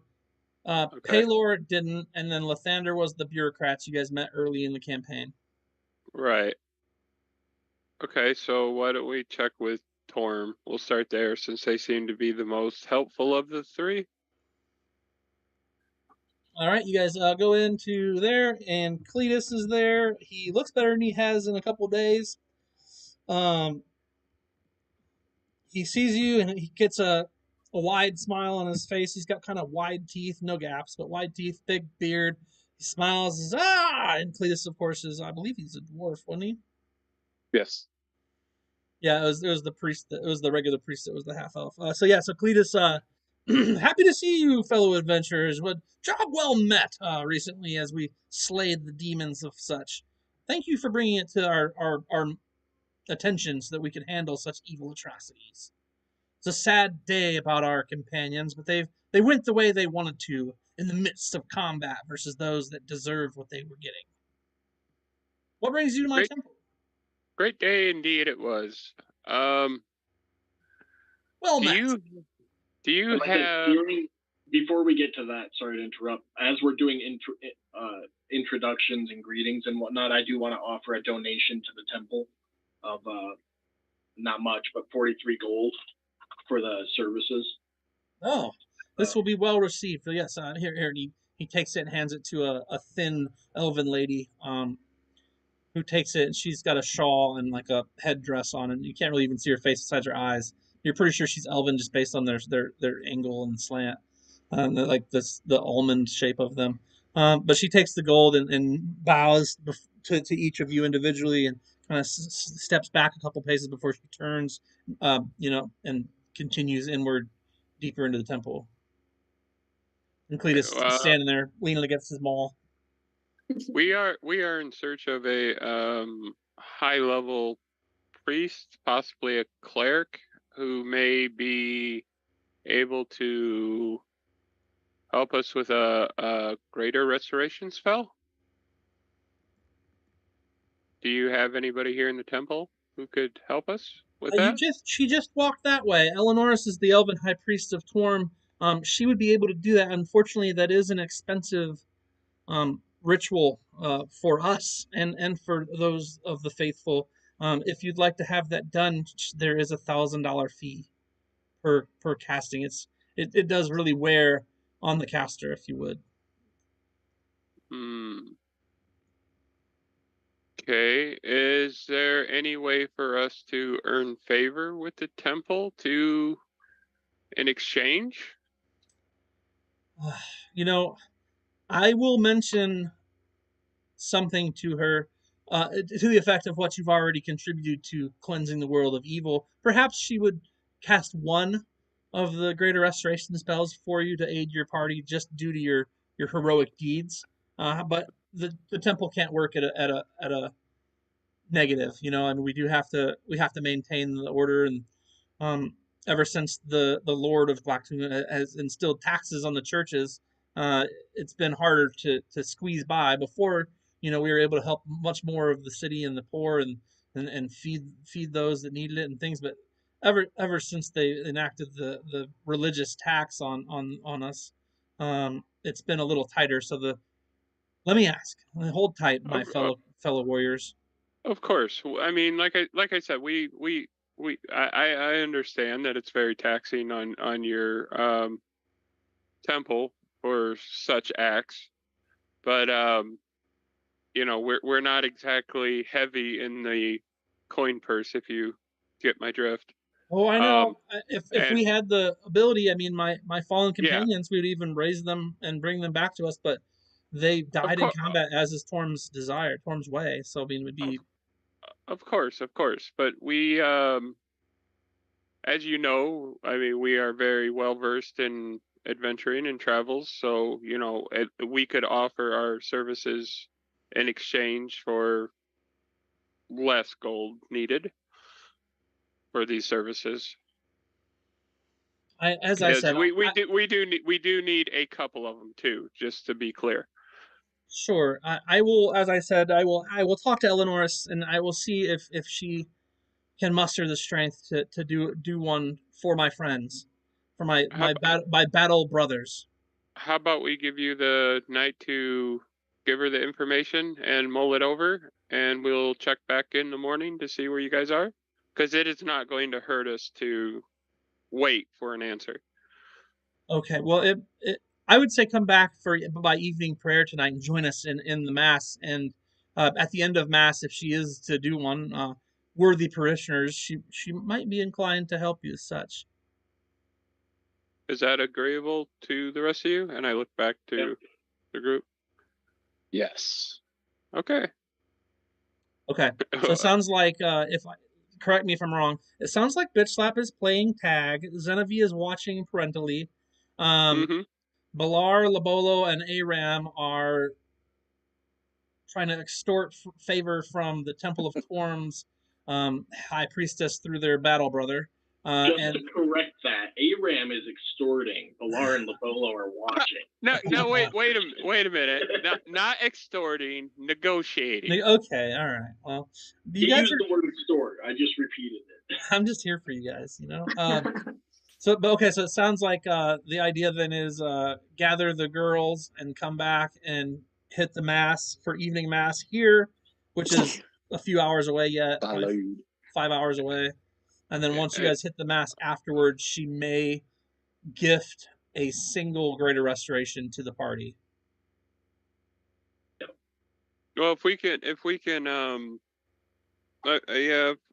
get one out of it, then definitely. But if we can at least get Zenevie's memory back, that would be significantly helpful. So. Okay. What memory? Let's go ahead and have whoever is persuasive roll a persuasion on the high priestess to see, and we'll just cut past the mass and the tag and the parental watching. Are we all there then? So yeah, we're gonna flash forward to after a couple hours of tag and parental watching and maybe a Cinnabon because you had to eat after all that playing. Then I We wanna- volunteer as tribute to be persuasive. Okay. I also try to Well, Right. if you both have persuasion, just Uh-huh. whoever's better at it has advantage, and you can both work it. I Do have we- +10. Do we want to pick up Oh. tomorrow? I don't want to rush anybody, but you were talking about 11. It's a little after now. No, I know. I just want to get through the first greater restoration if it works. It looks like Okay. Xenovi's 22 will get you a greater restoration. Sounds like you want to use it on Xenovi's memory. Sure. Okay, so we'll start next game here at the temple just after your memory is restored. And when I say restored, everything before you lost it is there, and everything from now on is fine. But as the spell goes off, everything in between disappears. So The last basically thing the last you remember, week. the last thing you remember is being at the fountain. Okay. And then you open your eyes and you look around and your buddies are right there and you're like, how did I get here? And that's where Why am I younger? yeah, why am I literally 20 instead of 25? But that's where we'll pick up next week, guys. Same time at 8 to 11ish again. I appreciate you guys playing tonight. I appreciate everybody who popped in to watch. Make sure you follow and subscribe, follow or whatever on Twitch, and then subscribe on YouTube. Appreciate you all. Anything before we go, guys? Nope. You guys Bye. ready for Lord Z's Fantastical Dungeon? Yeah, make sure you check us out Friday night, 9 p.m. for Lord Z's Fantastical Dungeons. That'll be 9 to question mark, maybe midnight on Friday, and then obviously I'll be back Sunday 9 to 11 as per the way. And my birthday is Saturday, so let's have a good time. Oh. See you guys Friday night.